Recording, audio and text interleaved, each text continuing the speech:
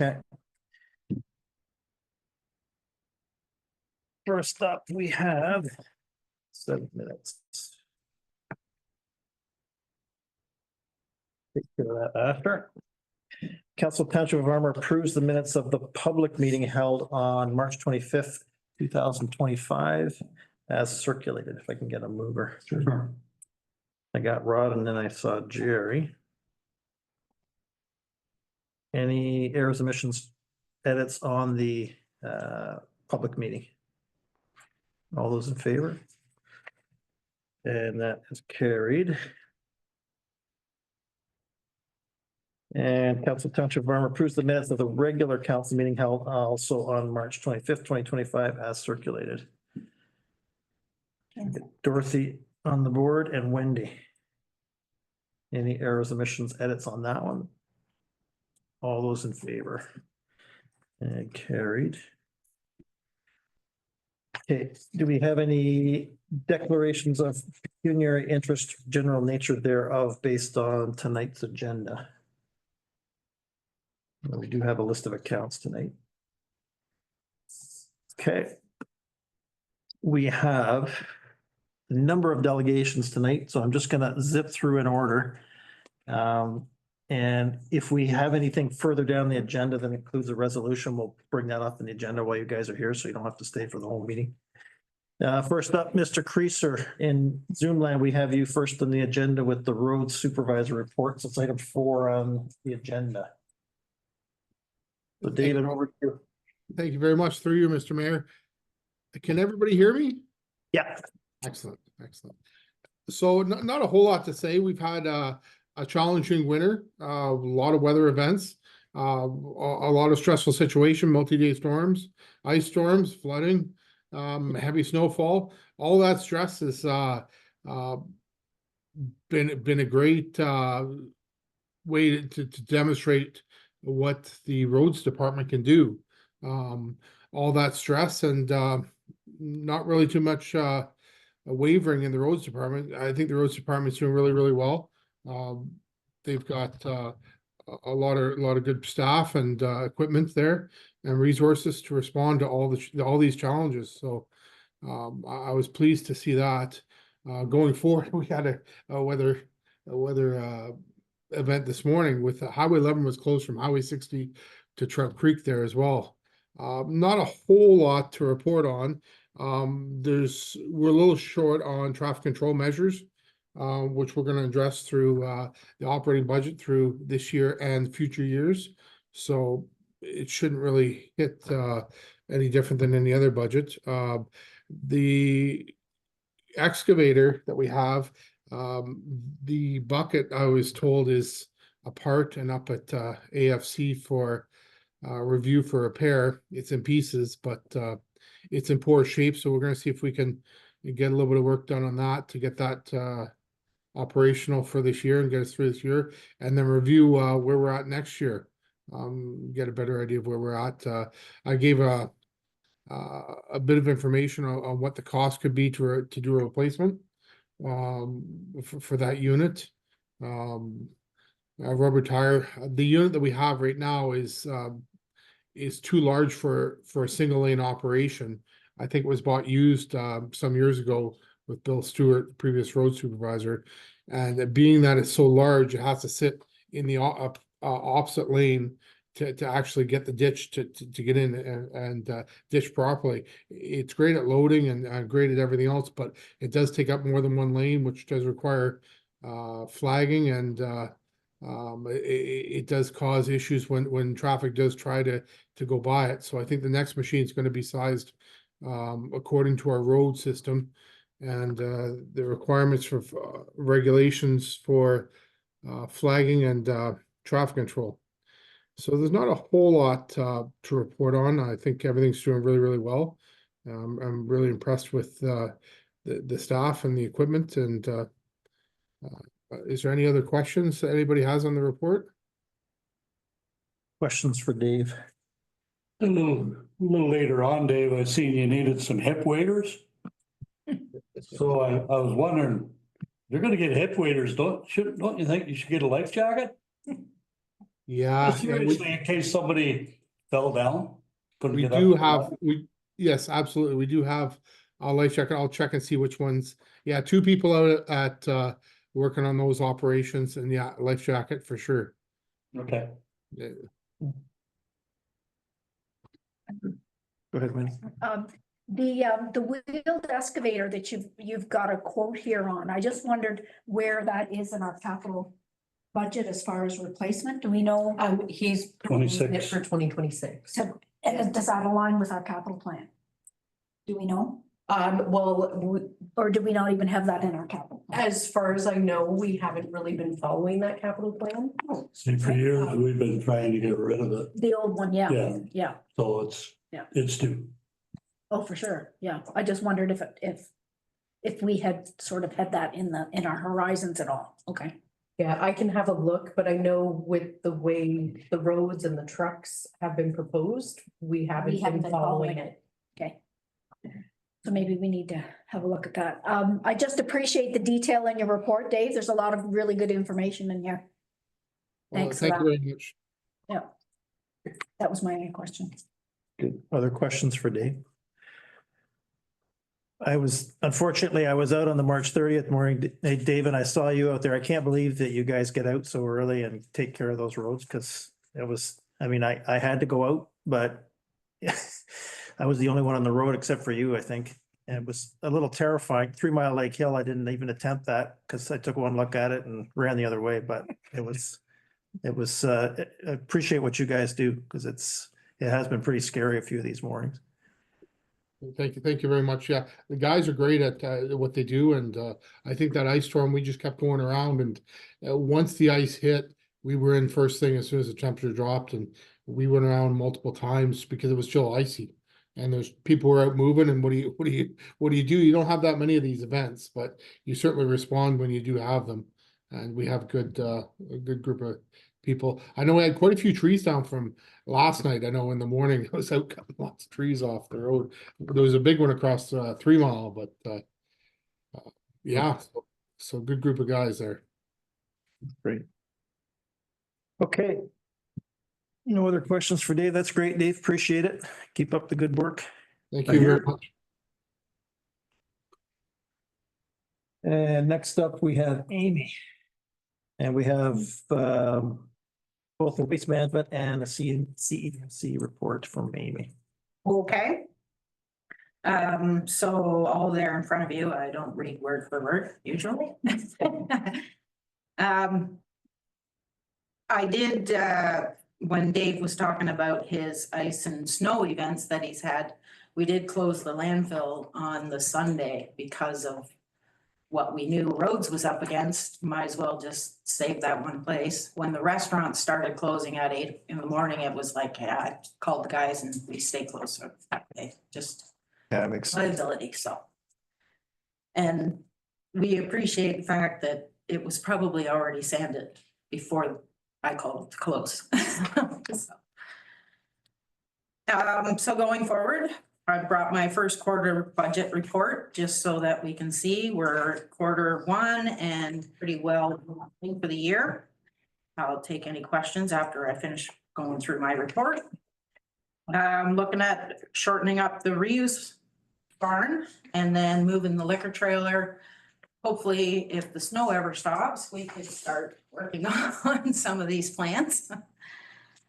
Okay. Moving forward, I'm in the depot working group, still chatting about what we're looking at come 2026. Most in the group, so Circular Materials has come forward and said that when we start looking at 2026 contracts, we want your general ledgers. And most municipalities are saying, no, we would not allow you, like, look at my waste budget and how would they figure out what is blue box cost to any other? Furthermore, when we hire a contractor, we don't ask for their books, so we're all sitting on that. We're trying to figure out 2026, but for the most part, we will not know what's gonna go on in 2026 until Q4 of 2025, so. And then you have, of course, the bag tallies for the months. And then if there's any questions on the budget, I would more than happily entertain them. The contract for the pole barn work, that's been awarded already? Yes, I only had It one, was just a one response, but it's going ahead. well, if the snow. If the snow stops. How much are you reducing it by, Amy? So it's going into one pole, which is about 8 feet. And it's just enough that we can swing that bottle trailer around, still have the cadets. So the cadets and a group from the public school are working together on and off, working really well, have not had to catch up or clean up or call anyone, so. Good. Questions for Amy on the waste management report? So when we've implemented clear garbage bags to enhance recycling, potentially embarrassment, enforcement, however you want to put it. The last time I was at the landfill, now they were busy. And I already know the answer, but when I went down to the landfill, there was 2 garbage bags right full of cans, beer cans. Different brands, so I presume they were strategically placed. I think there were 2 different people. There was lots of clear garbage bags full of recycling chucked into the friggin' landfill. I know it was busy and I know what people's attitude get. I would like to spend some money, and I know it's hard to do. I think we should have, same as they do ride checks, periodically, somebody helping people unload their garbage and letting them know. You can take that back up and sort it, because the clear bags are obviously aren't doing what they should do. And unless we sporadically check people what they're throwing out, it's pointless. It's my opinion. It's just, I mean, it'll be a costly adventure. I mean, maybe we need to have a third body in there for the summer months. And if there's a part-time person that wants to just help people unload, they don't need to worry about any of the mechanical or the little credit card machine or whatever. Just somebody should be assisting people to throw out their garbage to ensure that they're recycling. And in your enclosed area could be an empty table for people to sort their recycling out. It just still bugs me. I hear you, Rod, and I do agree. This year's budget does have money in it, so there will be 3 on site for the summer. So we will be working with some of those residents, and they do turn people away. They don't let them sort at the site, Oh, don't they? because then you've got people standing there cursing and swearing at your staff, Okay, good point. or other residents. I would stand behind that too. So they just send them home with it? Is there a way, Amy, we could have almost like an education day where it's not so threatening? Like there's a sign out front saying basically everybody's gonna be checked. It's Saturday, it's education day. We're gonna talk about garbage and have that kind of, How about Earth Day? or Earth Day, yeah. Like the whole week, Fine. one whole week. Yeah. Cause I mean, I go once every 6 weeks. The day that I'm gonna go, there's just people that take. me Happy out. Earth Day, we're going through your trash. Yeah. But it just, We're gonna call it Earth Week, though. Yeah, Without my calendar right in my hand, I don't know what the 22nd of April is, That sounds right, the 22nd. Tuesday, which is the day we're closed. 22nd to 28th, pitch-in week. So we'll take that week and go along with that. that's great. It's a good idea, yeah. It's a good idea, right? if I wasn't Trash working, talk. I would volunteer. You know that. No one's heard any, so at once a month now, I sit down with Angela from RLG to have a discussion about any accidents, any issues. Has anyone heard from residents whether they really hate that system that's at the new I site? haven't heard anything. No. The site looks fantastic, super tidy. I went in. Thank God for the snow today, thank you. I went in during a storm and asked them who exactly did the clearing, and they said the roads do it, and they do a great job, and they're there super early. It looked fantastic. It was probably easier to get around there than it was on the roads at that point in time, actually. Yeah, the roads get there quite, like they do a nice job, and then whatever we can with the skid steer, we like to.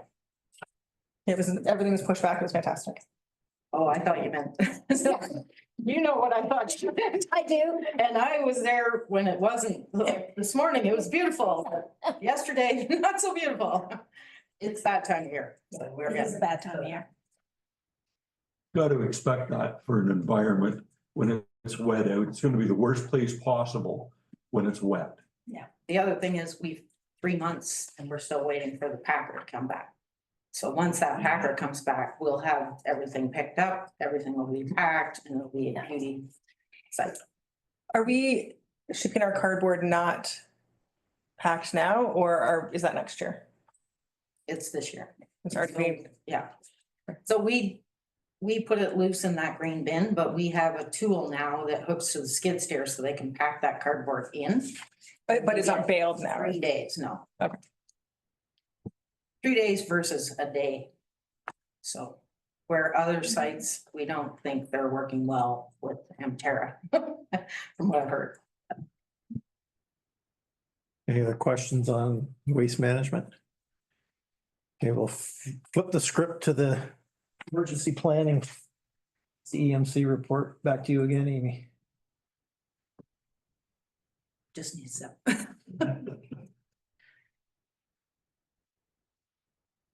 And we do have a resolution on this one. Once you've given your, So I don't like to usually bring forward 5-page reports, but my field officer feels that we should be taking a closer look at what we do and when and why we do it. So what I brought forward is our 2024 compliance. I've listed out what they've recommended, and as for municipalities, everyone's seeing the same report at their council table. What we're missing and why this report is in front of you is the direction that's given from council to the Emergency Management Program Committee, to the CEMC that builds documents and reviews it with the Emergency Management Program Committee. Not the CEMC doing it all by themselves. So it's a very lengthy report. I'm not going to read it page for page. I hope that you've all read it, and those that sit on our program committees and the management group see the information and know what they're in for this year. So the other thing with emergency management that I'm doing right now, I've joined the ICAMPO working group, which is the improving emergency management, improving the quality of emergency management in Ontario. We're working on, so we've just finished the terms of reference because the province election, so everybody stopped working. Now we're back to the group, so signing off on the terms of reference, and we're going to start working on the new metrics for emergency management. So right now, no monetary penalties. I don't see that in the future, but what they are looking at is more of an ISO or ISO. So right now you have level 1, and every year you have the opportunity to move up to where you are the gold standard of emergency management. So that's what we're working towards.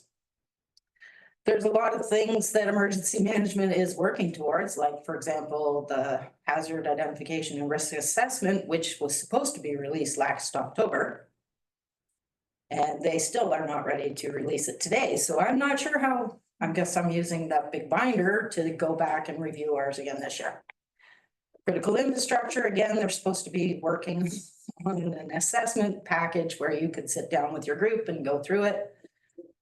It's not coming anytime soon, so I've stole a package from the British Columbia Emergency Management Team, and I'm putting it together to try and make it somewhat less than 3 hours. But it's things that I would like as the coordinator to start looking closely at so that we're ready.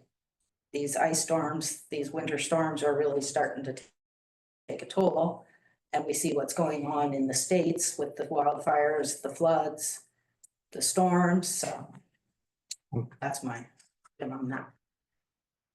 And this Saturday, we are having community wildfire preparedness because whether there's snow on the ground, the MNRF fire season has begun. So we'll be there with the fire department as the emergency management coordinator.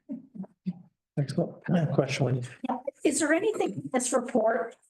I get the sense that the field officer had a fair amount of input into what he wanted to see improvements or changes made to. So is there anything in here that you find is unrealistic or unachievable, or do you think it's all?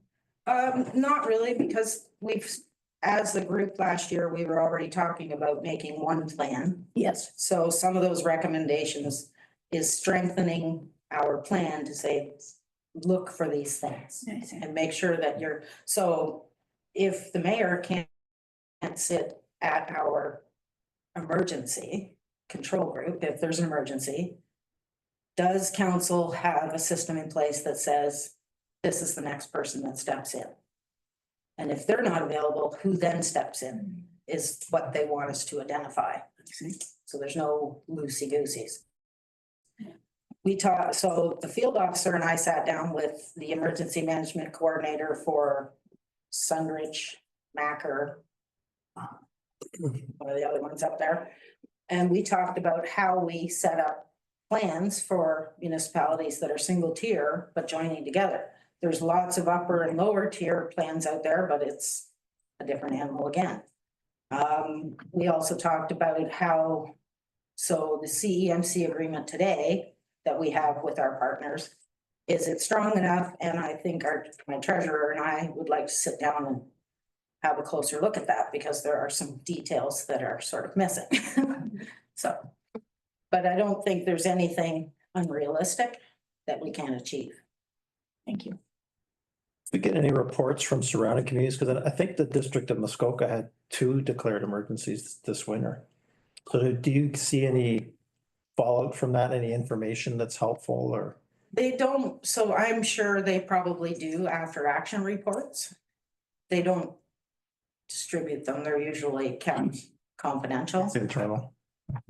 But I'm sure a mayor to mayor or a CEMC to CEMC, we could probably ask them for those reports and they would be forthcoming. Yeah. And the ISO thing, is there an actual standard for emergency planning? There is not today, but that's what they want to work to. That's what they're working towards. That's good. So even me as a CEMC, I've been 10 years now.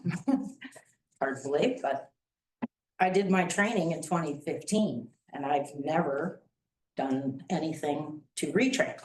Your joint health and safety committee members, they have to recertify every 3 years. So why would you not expect a coordinator of emergencies? Especially when they changed. And things have changed, yeah. So that's what and this is the first provincial, there is now a minister of emergency management ministry. So where they've always been the fire marshal, Solgen, they're the treasury board today. There is Jill Dunlop was appointed, so. Okay. Any other questions for Amy? We do have the resolution. The staff report from the CEMC dated April 8th, 2025 regarding the 2024 emergency management compliance be received, and that the Council of Township of Armour authorizes the Community Emergency Management Program Committee to amend the emergency plan and program in coordination with the Community Emergency Management Coordinator. Sure. Jarrett and seconder Wendy. Any other questions for Amy? All those in favor? And that is carried. Thanks, Amy. Anything else you wanted to tackle while you're here? Nope. Okay. Appreciate it. You're welcome to stay as always. Next on the delegate agenda, we have Doug Godin from the CBO's office. We're gonna talk septics. One waste manager to another. Over to you, Doug. Basically, what this report's about is I was approached by Perry Township. They want to do a code change to eliminate North Bay Mattawa from having authority over the septic systems and take it over back internally. I'm for this. But what this resolution or what the report's for is that I have your support to move forward to investigate what it's all involved in it. And then eventually, if it does move forward, I'll come back with another report with all the cost analysis and all that stuff and what it'll actually entail to implement that. I don't have a problem doing septics. I've been qualified for 11 years now, I think. And I've been doing them in Huntsville before I came here. So it's not something new to me that I have to be retrained on. It'll add maybe 3 inspections for sure, maybe 4 if they fail one, and a small plans review. But during those inspections as well, I'm already going to the site for the building. It gives us more control over where the septic's gonna be. It makes it easier for a resident. It's one place to apply. Our cost, the way I see it now, would be probably about half of what North Bay Mattawa is asking for. The MPP is for it. He's Graydon Smith. I've had a meeting with him with McMurray Monteith, mayor and their clerk, just on Monday. And basically he said the same thing. He goes, right now we're just investigating. I'm going around talking, and then I'll come back and then I'll ask for a resolution from your council to ensure that they do want to move forward before we step up to the final stage. There is a meeting scheduled for the mayor, the clerk, and Dave and myself for April 23rd to sit down with Graydon Smith.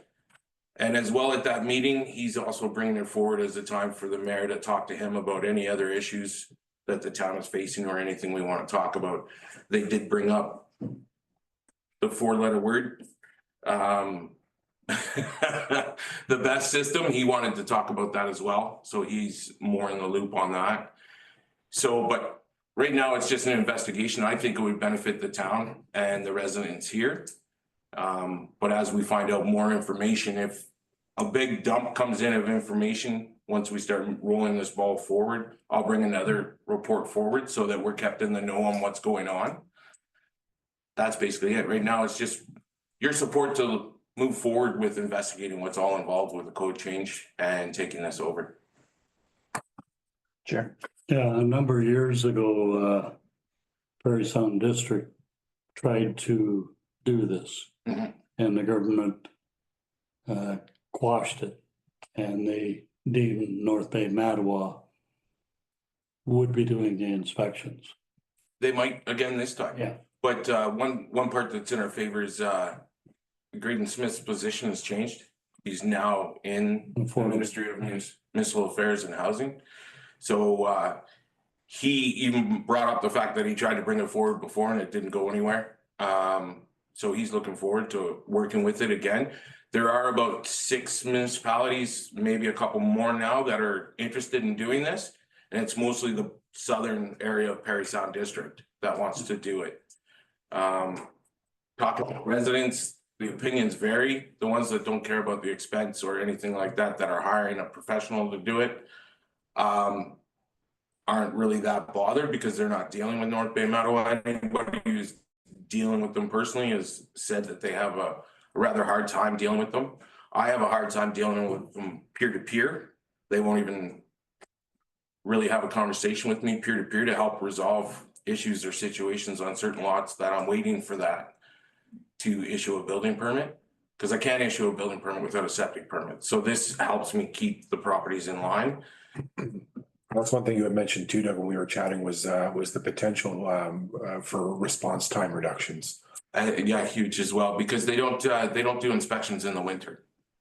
They don't come out to do inspections in the winter or anything like that. So I would do inspections in the winter because it doesn't really affect it unless you leave the hole open for a long time, because you're putting soil back in, right? So, yeah, and the other thing is, the other issue that was brought up, we were approached when I first started here about a septic reinspection program. It's very difficult to do with someone else having the authority. So something that I've been talking to some of the other ones are, if this does move forward, other CBOs would be interested in a maintenance inspection program for septic systems as well. So that might be something we'd be able to do as a joint thing, and then all the costs wouldn't be on one municipality, and we could hire someone outside, so it doesn't tie our staff up the whole time with it. And that's usually what they did before. It's always an outside company comes in and they hand the reports to the town, right? If we did it through North Bay Mattawa, I don't even know if we'd see the reports unless something was wrong. So it wouldn't give us any overall knowledge of what's actually happening around our lakes and stuff like that. A good resource for that is McMurray Monteith went through a septic inspection program a number of years ago. Yeah, So they might have some information that you could get from them on how that went, and North Bay Mattawa was involved in that. yeah, because I tried to talk to the CBO or the temporary CBO about it, and she wasn't too forthcoming, and she kind of said, well, we did it a long time ago, but it wasn't the best, and that was about as far as that Yeah, conversation got. I think Cheryl, the clerk, would. Yeah, I'll bring it up to Cheryl. She didn't mention it. Yeah, because I know they had some issues with it, no question, but I know Yeah. it was North Bay Mattawa that did it. I'm interested in more information on this. I am concerned about the township's liability here, and I had the same concerns, like I had this meeting last 2 weeks ago at their council meeting, and the same concerns were brought up. The liability is the same. It's a building, to me, it's a structure. So all the things that I apply to a building yeah, would be applied to a septic. There is things in the building code that allow you to deem it on taxes. If we have someone with a property with the septic failing, and it is a high expense to replace your septic. This way, it wouldn't be them getting a loan. If they couldn't afford to pay it, we could deem to put it on taxes and they can pay it back that way. And that way, as well as if the property sells, we get our money back as well. So there are ways around the expense of some of the liability, but to me, the liability is the same as a building. Because that's the way the code looks at it. One other question, Doug, in regards to your training, is that trained for all CBOs? Or is that a special training you took? It's code qualification. Septics is part 8, so it's that qualification that you have to write the exams for. Okay, To get so qualified that's on it? separate than your certified building official, then that's a different code? No, it's, Those have it? yeah, well, if they have septics in their area, they have it. I'm just wondering, like, you're our guy now. Yeah, What if you go get this high paying polluting job somewhere? Wins a lot. And we don't. when's that happening? Can you tell me where to call for that one? But you're absolutely right. If No, you but- take it over and then. If you take it over, a CBO coming in, should have that qualification, septic system, unless he's coming from farther north, that it was never an issue for them, but most of them are knowledgeable in that. Once you spend enough time around the code, you tend to pick up even the things that you're not fully qualified in. It's not a very difficult qualification, because if you're already familiar with the code and the processes, you understand how to read it and interpret it. So then it's just writing the 3-hour exam and the course that goes with it.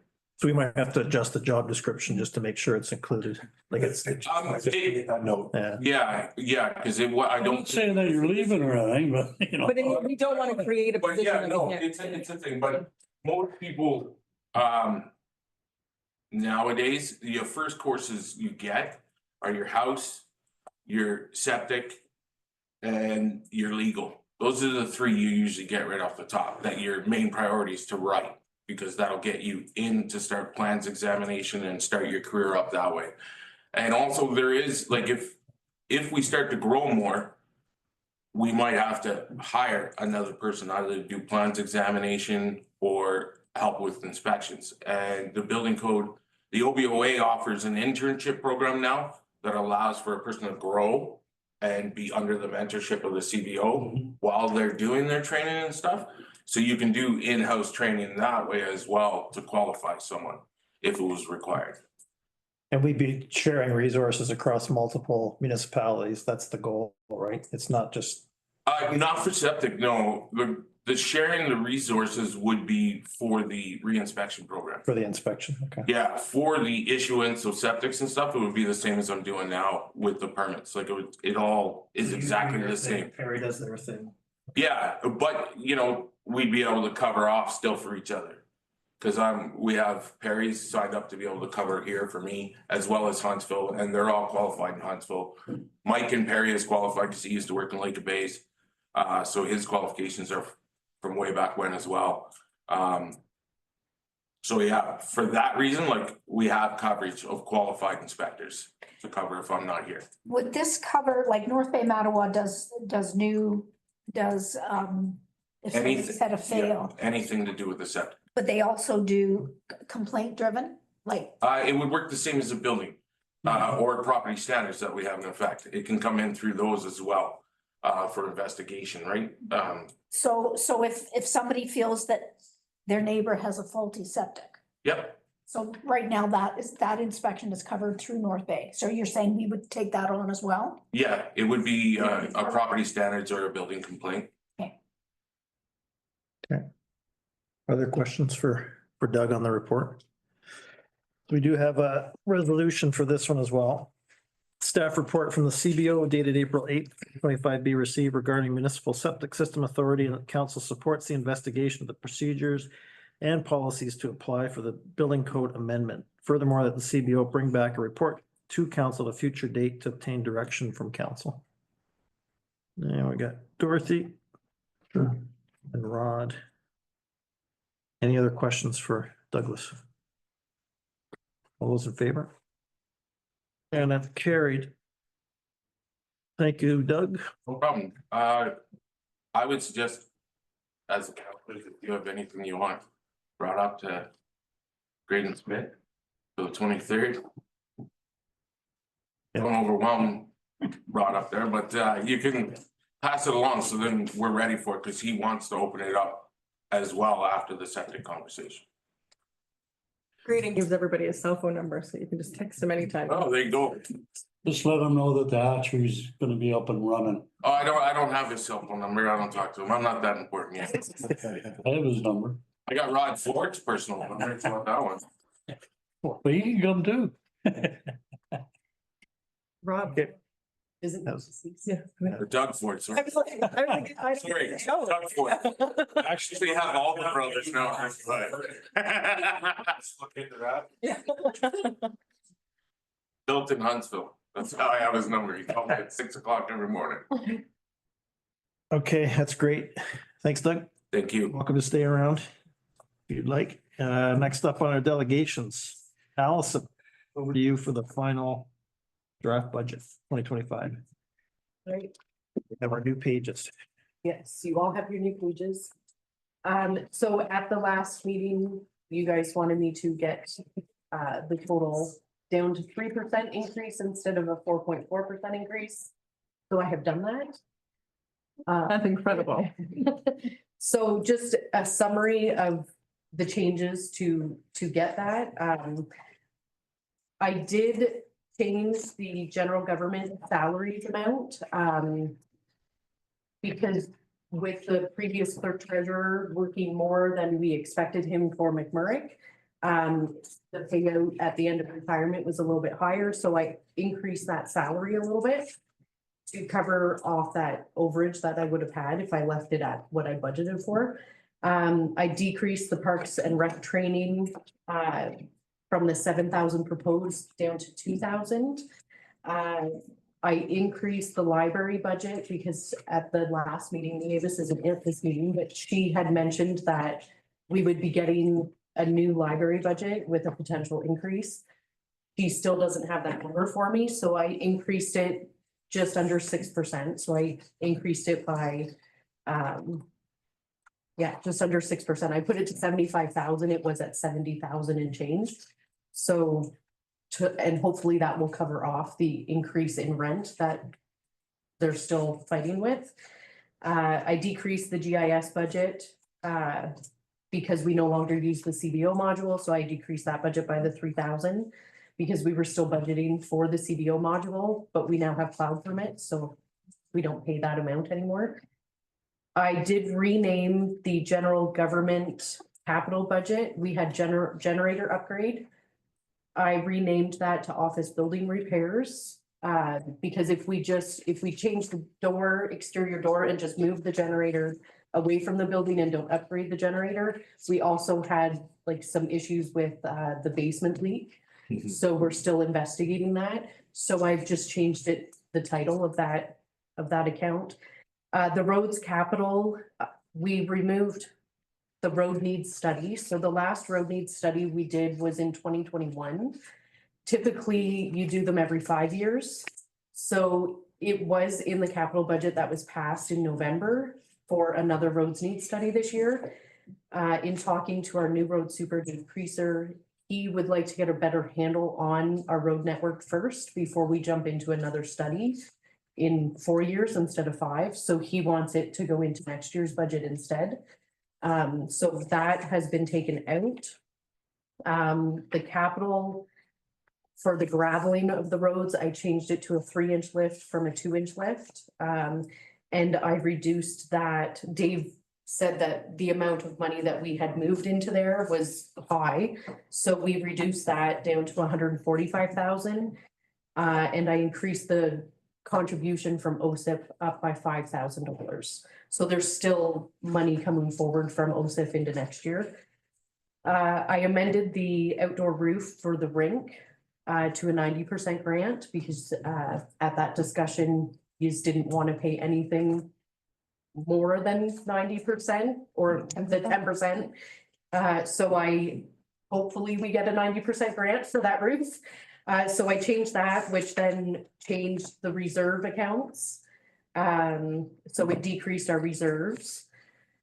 And that's that. Oh, the cameras, the security cameras wasn't in the capital budget. So I added those into the capital budget.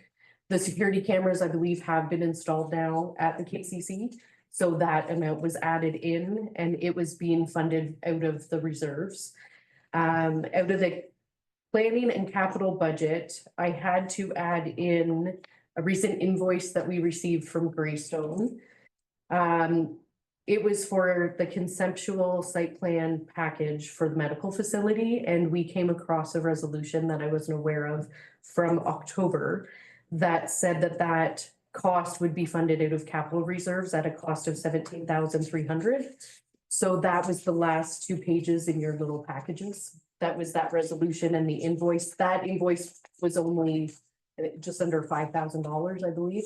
So we're not at that 17, but I've had to add that into the budget so that it's in there in the reserves. And your reserves then had a decrease for what we're withdrawing of 170,500. OSIF increased, but the capital reserves for the park and then the planning, adding that planning made that change. So overall, I ended up with the 3% total increase, which actually results in a decrease in your tax rate by 0.5% because our assessment increased so much from last year to this year. Our tax rate actually has gone down by 0.5%. So. I'm a girl, Ally. Yeah. Yeah. So you shouldn't get yelled at. Yell that further. I told everybody that because we had to pay more for DSAP because we made too much money. Yeah, so DSAB, everything like that did increase. That's why All DSAP that stuff increasing is because you're doing good. But our assessment increased a lot because we've now got the industrial building at the Right. north end of town Yep. that was now assessed. We also got back on the assessment, what used to be the old Outward Bound on Chetwynd Road. Good. It was exempt taxes because it was a religious camp and now it is no longer Wow. exempt. Is it sold now? Yes, so it's a new owner, and they are no longer exempt taxes. So we received that back in the fall, back on taxes. So, and I think we had about 20 homes, new homes that were finally assessed because impact was very behind. That's incredible. So our Right assessment on. increased a lot, so. Just out of curiosity, do you know what the assessment is on Outward Bound? It's around 3 million, I believe, the assessment. Mhm. Just a comment, we don't get the 90% funding for the roof, we're not doing it. that correct? Yes, that's what you guys had. We might change our mind. Then to go back up to. So I left all the other rec stuff at the 50% grant and just changed the roof to a 90%. And then, yes, the consensus from you guys was if she doesn't get 90%, we're not doing it. I just wanted to make sure we were still on the page. Yeah. Get a dome. That's a great idea. Yeah. Checking strong, maybe Yeah. they're still one of their land. Yeah. It's right down the highway. It's all concrete block, it all comes apart. Just throwing that out there for you. Yeah. The whole thing, that's true. It would go right over Bob Miller's house though. Keep the bucks in. We'd have covered parking at the KCC as well as the arena. Okay, that's great, Allison. Any other questions for Allison based on our updated budget numbers? Excellent job. Yeah. Thank you. Yeah. I like the pictures. Yeah. Oh, I thought you were, I was like, yeah. Showing the pie charts. Fantastic work. So I think we have, Setting the bar high for yourself, Al. I know. Rod, there's nothing. It's the bylaws later on. oh, okay, I thought there was resolutions from, okay. Never mind. Okay, that's great. Thanks, Allison. Appreciate your hard work. You're welcome. And 3% exactly. Yeah. Just Dr. Word. Thank you. That's incredible. Okay, on that positive note, now we'll pay some bills. Item 9, we're into approval of accounts. Council Township of Armour approves the April 2025 account in the amount of $696,959.61 for payment. And the mayor and the treasurer are hereby authorized to sign checks for same. Get a mover. Sure. Rod Sure. and Jerry. Okay, any questions on this one?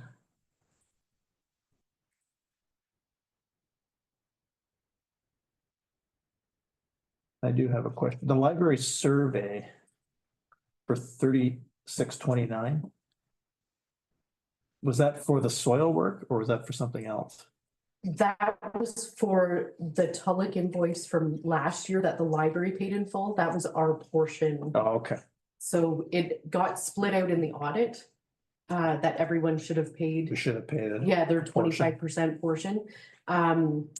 So, and then that one kind of got messed up because I had a resolution from Ryerson from April 9th, I believe it was, saying that they would pay of 2024, saying they were paying their 16.82% share.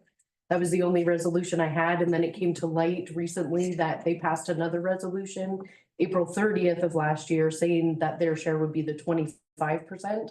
So everybody would be an equal 25% for these costs to get it to tender. Oh, okay. We did that at Try. Yeah, but I didn't have that resolution, have it. so they got billed at the 16.82%. And Marjorie will be giving me an entry once all the audit clean it up. stuff is done to clean it up, so Okay. yes. But that is the share of what we should have paid last year, but the library paid the full bill. Okay. So we're just reimbursing the library back. Right. Yeah. Okay. Any other questions for Allison on accounts? Okay. We have a mover and a second. I don't think we voted on this yet. All those in favor? And that's carried. Okay.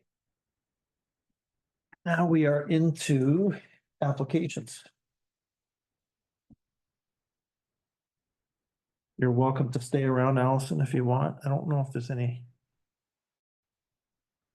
I don't see any other items. It'd be no fun. I'll leave it break.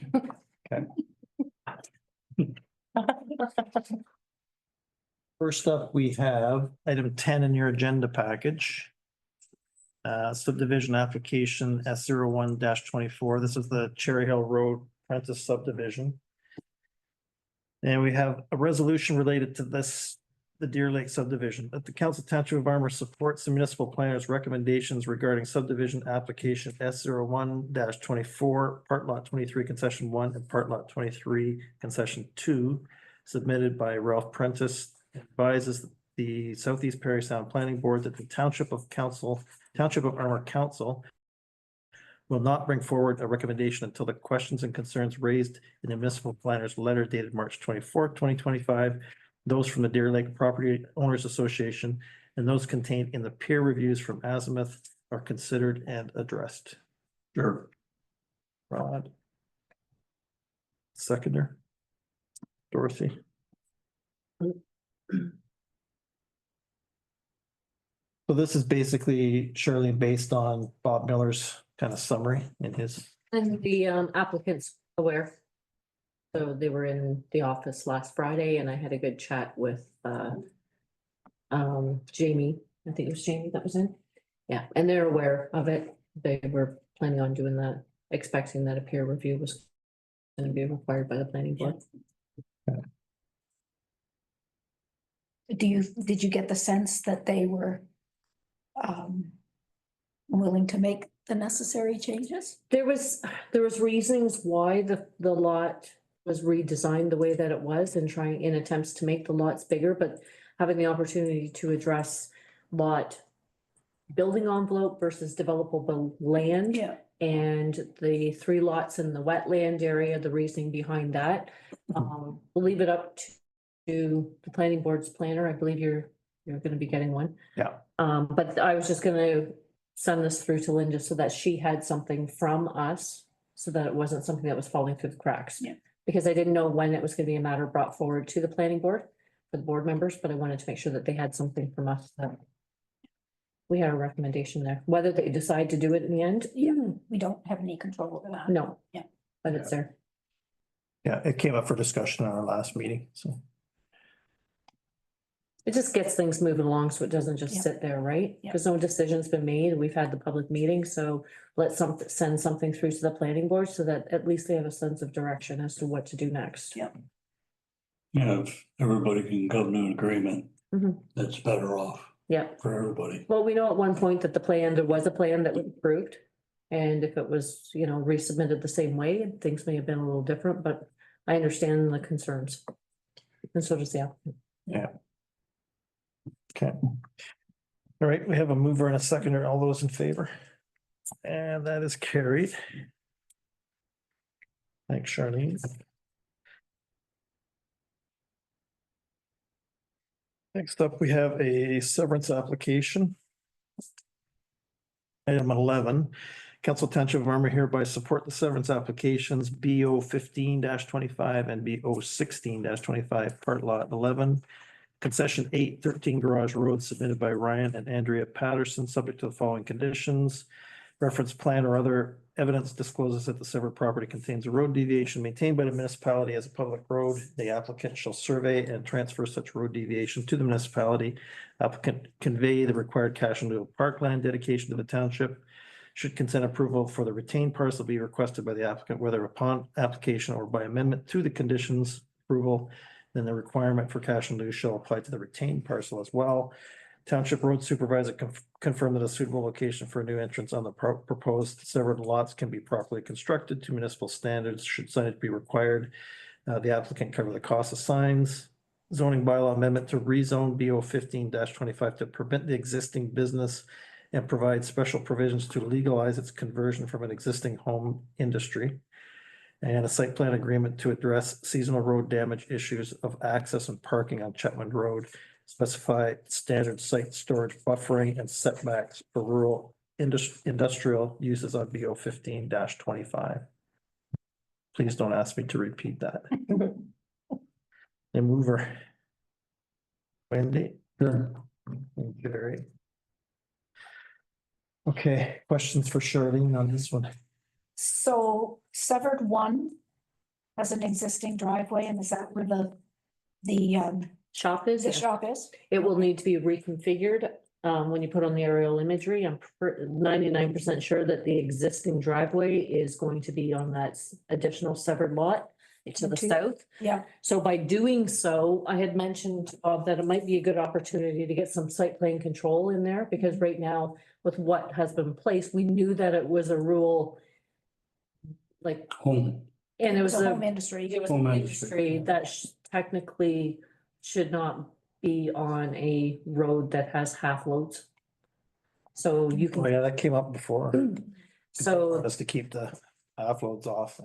yeah, so this is an opportunity to address, I know this time of year, sometimes when they're going in and out, they chew up the side of Chetwynd Road because they got that big truck with the rocks. But, and sometimes the staff cannot get in the entrance and they're parking on the side of the road. So it creates a bit of a hazard because there isn't much of a shoulder there, right? That's Their intention is to sever this lot off that the business is operating on Yeah, a separate. as separate. So, but do the trucks enter Chetwynd Road, do they not Garage Road? Chetwynd. Yeah, it's on the Chetwynd. Where all the rock is, where they go in. Okay, and those trucks come off, but then the house comes on to Garage Road. That's right. Yeah, Okay. Yeah. okay. So the business, is that gonna affect the business at all? It'll be on its own, it'll be rezoned as M. The So rule. you'll have to do a rezoning then? Yeah, and that's the fifth condition. So Yeah. rezoning Yeah, to, okay.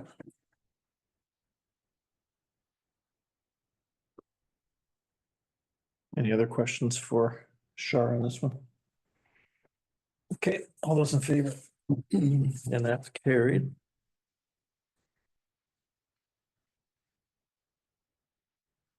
It's a two-pager.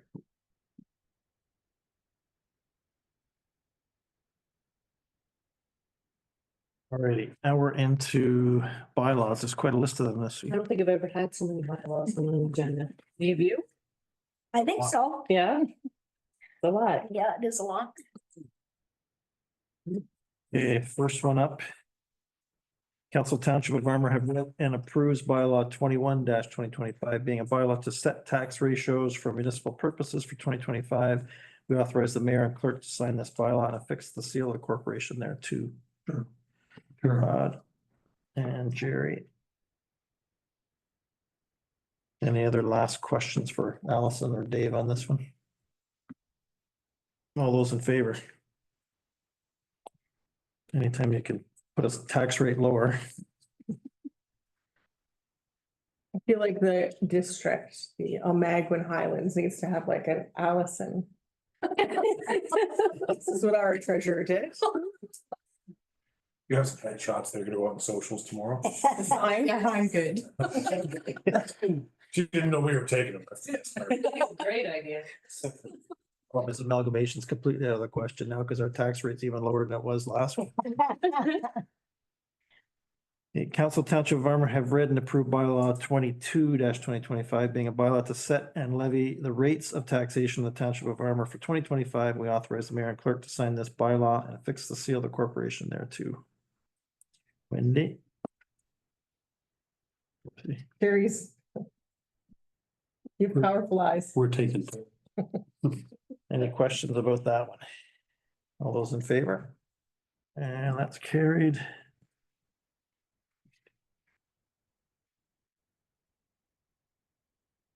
That's it for the tax ones. Council Township of Armour have read and approved bylaw 23-2025 being a bylaw to confirm the proceedings of council at its March meetings, and then we authorize the mayor and clerk to sign this bylaw and affix the seal of the corporation there too. Sure. Jerry? Sure. Rod? We had regular meetings, March 11th and 25th, public meetings on March 11th and 25th. Any questions on those? All those in favor? That's carried.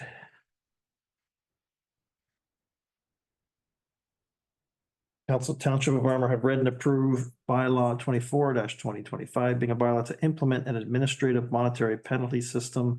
Township of Armour, and we authorize the mayor and clerk to sign this bylaw and affix the seal of the corporation there too. Mover on this one. Sure. Got Rod and then I've got Jerry. This is item 65 pages. Did you read it all? Yeah. Did you? How'd you know? Sharp past the quiz. Yeah. Had to do something this afternoon.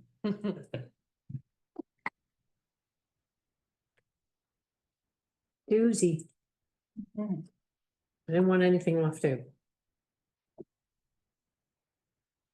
I looked at one of my dogs this morning. I said, you're gonna cost me $900 if you go outside. And Jason happens to be around. He's breaking 3 laws. I'll be the screening officer.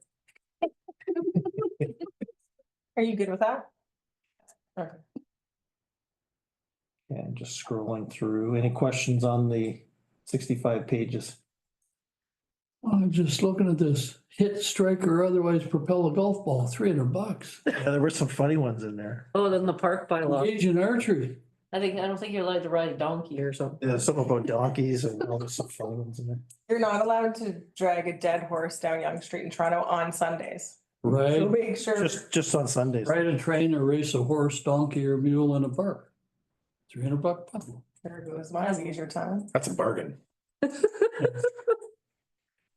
Okay, catch you first. Yeah, any other? You didn't read them, did you? Well, I did, some of them, but this one's like disobey an authorized sign. Like that fine can be given out almost every single time you do anything. We all break that one. Like, yeah, like, Day. In the park. In the park. I'll feed the ducks. See, that's the parks bylaw.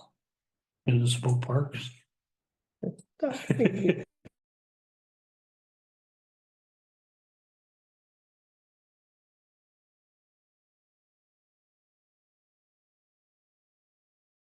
Okay. Wait.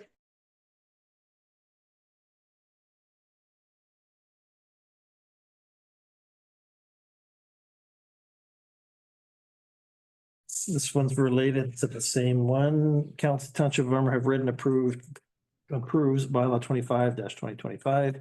Being a bylaw to establish the position of screening officer and hearings officer and to appoint persons as screening officers and hearings officers in the Township of Armour. And be authorized mayor and clerk to sign this bylaw and affix the seal of the corporation there too. Wendy? Sure. Heard Jerry. It's I close, so think I tied Rod. suppose he gets the next one. Yeah, that's fine. Does anyone have any questions regarding the process with AMPS and screening and hearing officers and how it works? Wouldn't mind hearing it again, because I know we talked about it in the last meeting. But So it's just, the system itself is going to streamline things. Remove, fines from the courts, gives them the bylaw officers the authority to write tickets for anything that's not parking related. So the parking bylaws are not included.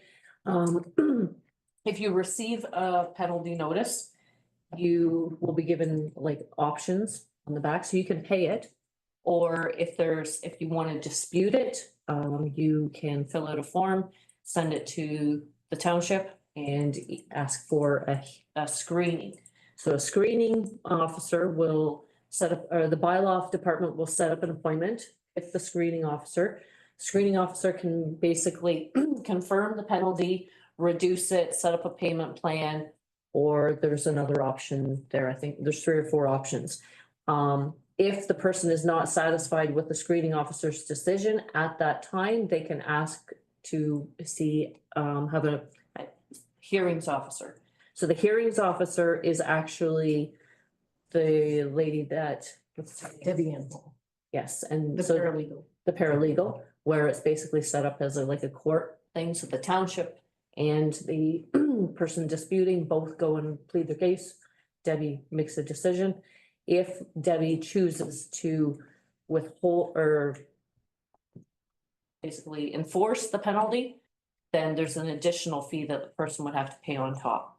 So an adjudication fee, but if the fee, there are options where she could reduce it or whatever, but there's policies also attached to it regarding, I think if someone wants to set up like a if there's financial hardship, so there are certain documentations that can be provided if the fees needs to be reduced. There's a bunch of mandatory policies that had to be supported with the bylaw as well, including the procedure for the screening and hearing officer, step by step, also for the bylaw.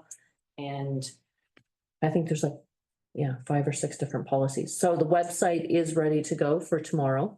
It will include a flow chart for people as well with their options. Break everything down, also include different policies and the forms and a copy of the AMPS. Every bylaw that has been updated to reflect the AMPS penalty has also, they won't be rescinded and rewritten. They're just gonna be noted according to those schedules, what M2 is U, that have all the different renumbering and the penalties added to the bylaw itself. So everything will be live on the website tomorrow. Does adding these responsibilities to our screening and hearing officers change their pay scale? No, because I don't suspect that it's going to be something that's bylaw guys are gonna be like, take it for you, take it for you. It's not, it's just there instead of, nothing's going to change. Our bylaw guys are not ones that are constantly, handing out tickets. They're more trying to get compliance, right? But we can assess it after. I'd like to, before we put it in, I'd like it noted in their job description. And then when the time comes that we go to do our pay reviews or pay equity, then it can definitely be taken into consideration. But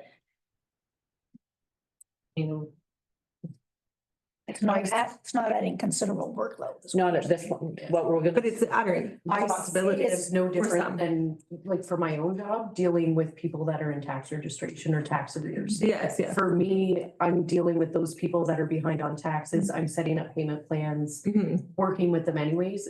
In a way, it's kind of, it falls in line with that. I'm thinking more Yeah. for Ashley and Kayla. It's much different than their typical position. The primary person will be Allison. Oh, okay. I think but there's gonna be times where it may have to be one of the other girls if Allison's off or whatever, but I do think that Yeah. I just don't want to Could be do, one of her relatives.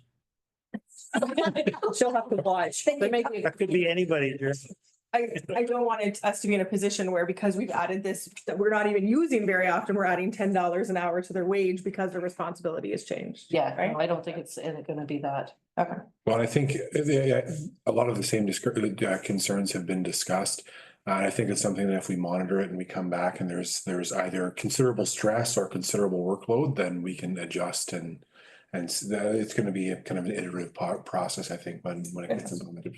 Dave and I could not be the screening officers because of the chain of command with bylaw. So, That makes sense. Not because you cleverly slid that in there and. I think she made it up. We could put it on Zoom. Right?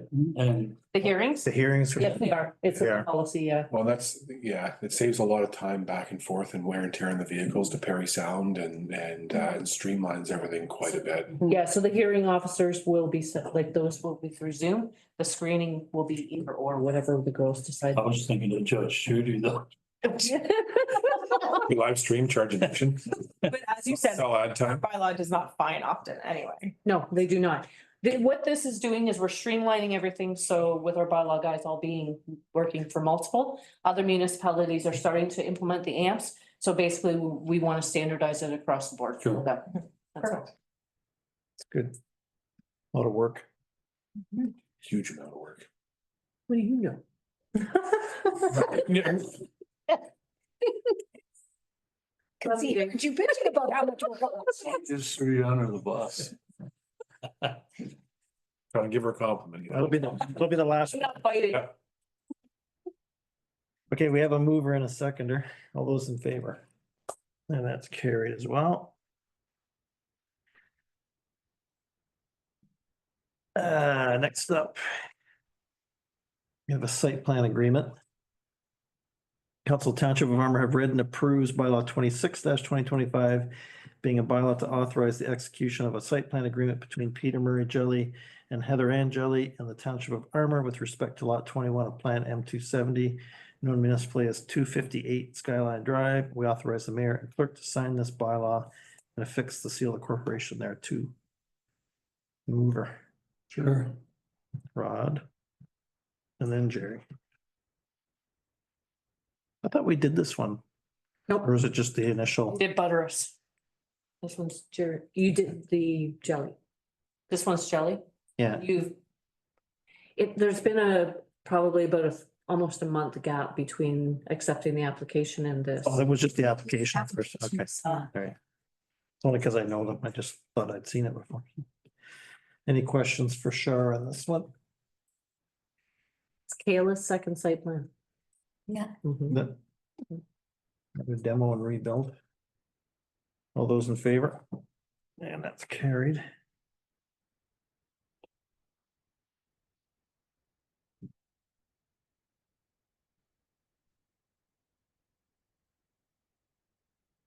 Can't wait to see who moves this one.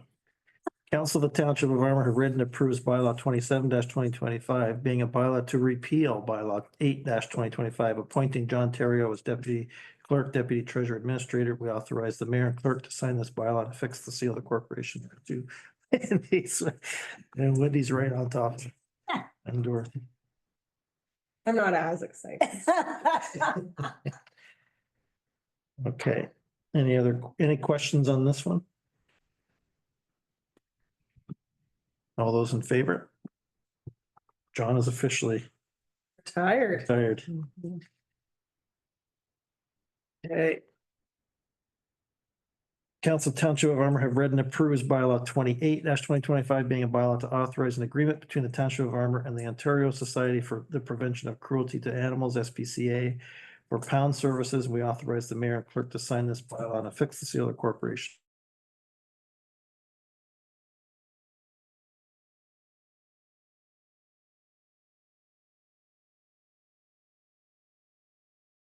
There too.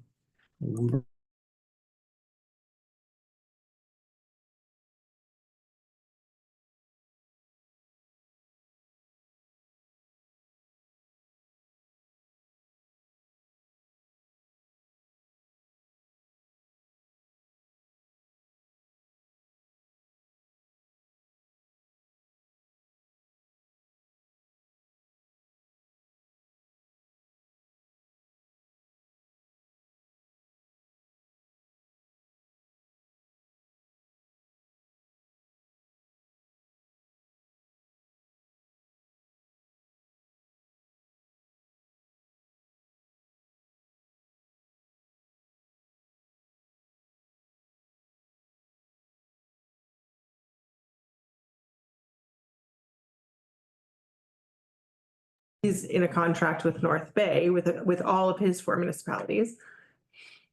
And for some reason, I thought he said he pays $120 per animal taken in, I think that there is. but no fee. No, though I've never paid anything except for our monthly fee to the OSPCA for our contract with Bracebridge. Okay, so regardless of, and I think I heard Jason say something to the effect of they're willing to take up to 100 dogs or something, like there's. Yeah, Okay. there must be a number because never I know know we've where we taken, got it? Okay. yeah, I know we've taken dogs there. They try not to. Yes. They try to find the owner before they take them to Bracebridge. One got housed yesterday in Brixhall. But anytime that they have taken a dog there, we've never paid a fee. I believe the owner has to pay a fee to get their dog back Okay. to the SPCA, but Yeah, the section. township has But this is to ensure we have somewhere to take the dog in the event that we find it. Perfect. Yeah, there's $100 a day Yeah. for the owner.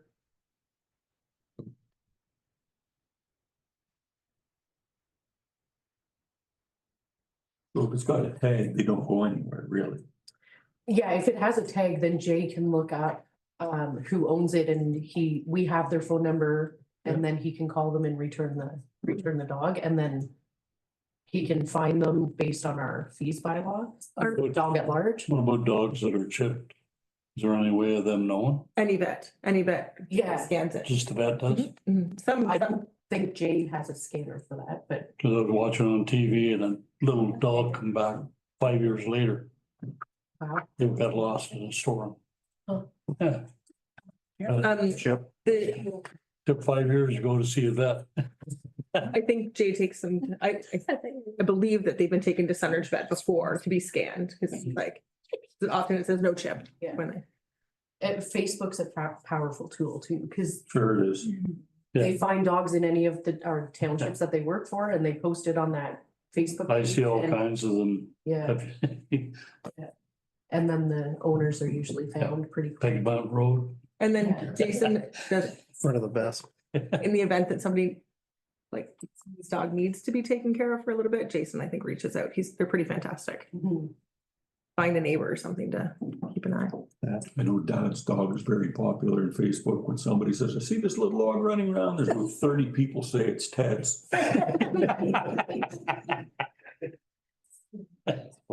That's Burkesville's mascot, leave it alone. Okay, we have a mover and a second on this one. Sure. Those in favor? Okay. That's carried. And we'll vote now. You know, I said we already had a mover and a second. Oh, did we? Yeah. Okay. We had Rod and we had Dorothy. All those in favor? No, carried. Okay, second to last bylaw. Council Township of Armour have read and approves bylaw 29-2025 being a bylaw to accept the transfer of land described as part lot 7 concession 11 designated as parts 4, 5, and 6 on plan 42R-22702 being a parcel of surplus land fronting Pickerel and Jack Lake Road and part 3 on plan 42R-22 being the travel portion on Pickerel and Jack Lake Road in the Township of Armour, and we authorize the mayor and clerk to sign this bylaw and fix the seal of the corporation there too. Wendy. Sure. And Jerry. This is the one we discussed at our last meeting. Any other questions for Charlene on this one? Assume there's no changes, Charlene. Okay, all those in favor? Clears that up.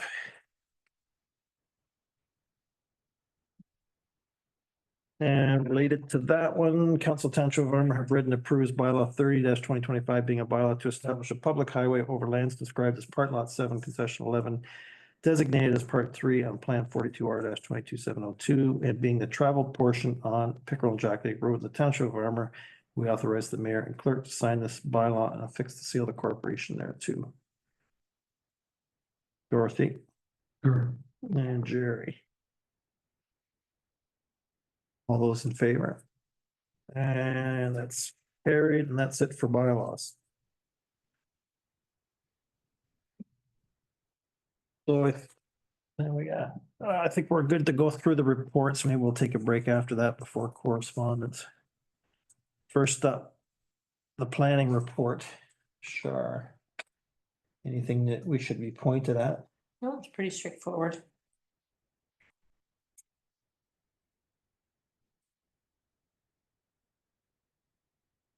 Sure. We're on the second package now, is that correct? Yeah. Okay. Item 22. Are your pre-cons starting to stack up or not too bad? So pre-cons are not mandatory anymore. I do a lot over the phone. Some of the, like just tire kicking, if there's, it's difficult to track them, like. Yeah. We still have them when they're needed, but basically I don't know how the chart's gonna work at the end of this year with it. Cause I like to do a chart and break it down for you, but we have the pre-con bylaw, but. Look at how many times that we've gone back and forth with Solar Bank in the file, that itself, the amount of time, you know, even today, or last night's meeting. There's a lot. Since we're on the subject, is there any sense, Char, for when the full BES application will come to council? Like for the peer reviews being done and everything timing wise, do you have any idea? At this point, I've received a couple calls for the last few days from Tulloch. It looks like they're starting to look at some of them. They're trying to determine who needs to do what. Some of it has to be outsourced because of the complexity of it. There was some confusion over some of the studies. I haven't heard anything from PLC Fire. It was anticipated that we would have something by the beginning of April. If I don't hear anything next week, I'll probably give them a call. But I understand by looking at these reports, this is something that you want them to go through with a fine tooth comb. You don't want them to feel rushed. There are timelines, but based on my understanding, once the reports start coming in, it's not a matter of bringing the reports or the applications to you at that point. It'll be sending the reports to Solar Bank. advising them if there's any deficiencies or any questions or concerns, giving them an opportunity to respond before I bring it forward. Because if I bring an application forward and there's concerns from our end, It's just a waste of time. it's just, we're going in circles. Yeah. So I want to make sure. So it could be 6 months before we're really dealing with it then. I'll give you lots of heads up. Well, that's good. I just would, because I mean, presumably the noise is gonna continue. And maybe we can, as people are asking, we can set the expectation that, look, there's still a lot of work to do. Yeah. And, you know, we mentioned that last night a few times, but Which it will take time. I don't want to give a definitive time frame because I don't know. There may be back and forth a few times based on the conversation with the company that's doing the fire and the risk assessments. There could be, you know, first, second drafts. Not more. okay. Any other questions for sure on the planning report?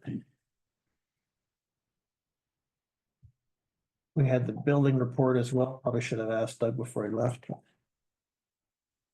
Anything pop out on that? As it, Getting into the. things are gonna slow down a little bit, I think, with the tariffs going on. We're a little worried, right? Yeah.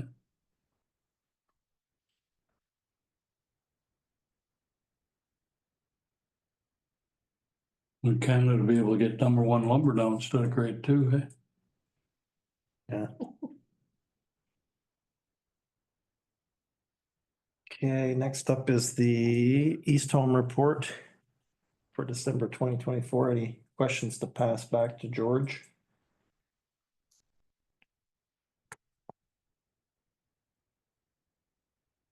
All right, and then we have planning board meeting of March 26th. So we had two new applications. They were actually both from Armour. Straightforward, so those went through without any problems. There was a follow-up resolution in Perry for, they have there's an application in where the request was made that an archaeological study not be required. They had done kind of the first stage archaeological study, but they didn't want to have to do the rest because it didn't look like there was going to be anything there. So we actually approved removing that condition so that they didn't have to spend the money on another archaeological study. It was for a subdivision, so it would get pretty costly. And then a minor change to McMurrick as well. Ashley Brandt has been named as the Berks Falls rep for the planning board, but she wasn't able to make the meeting, so she hasn't been at a meeting yet. And we had more discussion about the backlog with the planning board. So Perry has started their search for a new administrator who will work both with Perry and with the planning board. So that will alleviate some stress, hopefully. And Perry has finished up, I believe, the financials to 2024. As of the end of this week, Kim figures she'll be done. So we're finally going to be caught up. That's the good news. The bad news is Norm told me today, we've actually lost money the last 2 years. So we're going to have to dig into that a little bit. I suspect because the number of applications had dropped so much and because it was challenging keeping up with what was going on from a financial aspect, we probably should have intervened and put the fees up at some point. So we'll see. It doesn't sound like it's terrible, but it's a bit of a loss that we're gonna have to deal with. Will the person that's doing the accounting now or doing the books now no longer be doing it once the assistant? Kim's gonna keep doing it. So Perry will now do it ongoing. She's been catching up for the last, like literally 5 years. So she's now caught up and she'll take care of it. Yeah, she said, I've done it this far. So she kind of had to replay all the transactions. I guess you would know what that feels like, but basically it's tricky with planning board because the money comes in at different times and spans years and everything. So anyway, she got through it all, but there's some challenges in terms of the finances. So we have to have, Norm and I are actually meeting with Linda on Monday to discuss it further and figure out what we're gonna do I'm next. glad the financials are staying with Kim. I think that's a good move. Yeah. I mean, the fees haven't been increased since what, 2011? 2014. So that's another part of our discussion is it's time to put the fees up. Yeah, it's time. Yeah. It would be nice to see the application cleaned up too. Remember bugging Linda about that when I was clerk. I It's made just- her one. She doesn't want it. She doesn't want it. To me, it's just really, It's a photocopy of a photocopy. yeah, it's very untidy and unprofessional looking. We're still working on the cloud permit idea, but that's a big mountain to climb. Yeah. So, If we did cloud permit, would we need to hire an assistant? well. Not we. No, ideally, I think if they have the admin come in and there's somebody who's versed in something like cloud permit, that's the person that could actually get it going. Okay. Because they'll be doing it anyway for the building department in Perry. Presumably, whether it's cloud permit or whatever it is, I think actually Perry uses something different. But at least it'll get things on track and take some heat off Linda, because she's working 3 days a week, but she still does have her other job. So, and at some point, she's gonna want to retire. So. That's it for planning board. Next up, we have ACE meeting. Wendy. So 26 is your ACE report. Unless there's something specific questions about that. It was a very long meeting. Set a record, I think. Yeah, we had very, very good discussion, some frank discussion, but it was a very long meeting.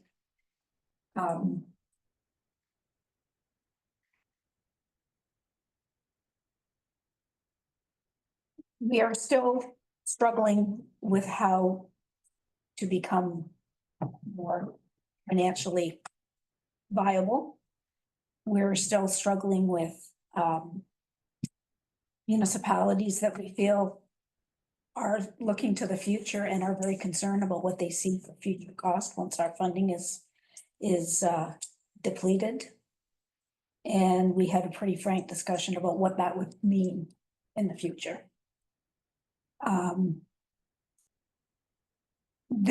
We were asked about tiered membership. And I think the idea was, if we had a tiered membership, is there any chance of us getting some municipalities on board that we've lost, or potentially not losing some that we're not sure how long they're gonna be with us? The general consensus of the board table was we're not interested in tiered. It's the believers at the table feel strongly that if you believe in economic development, you're willing to pay for that. And if you're not, then maybe you don't belong at the table. So that goes against what I believe in, that economic development has to be treated as a regional service, but we have to get the mindset of councils that it's a line on their budget and accept it as a line on your budget. But we need strong members at the table that will go back to their councils and push that. And I think we've got a little bit of an issue with that in some cases. We looked at the shared service agreement that we have, and in draft, it's been updated to reflect the current status of the members.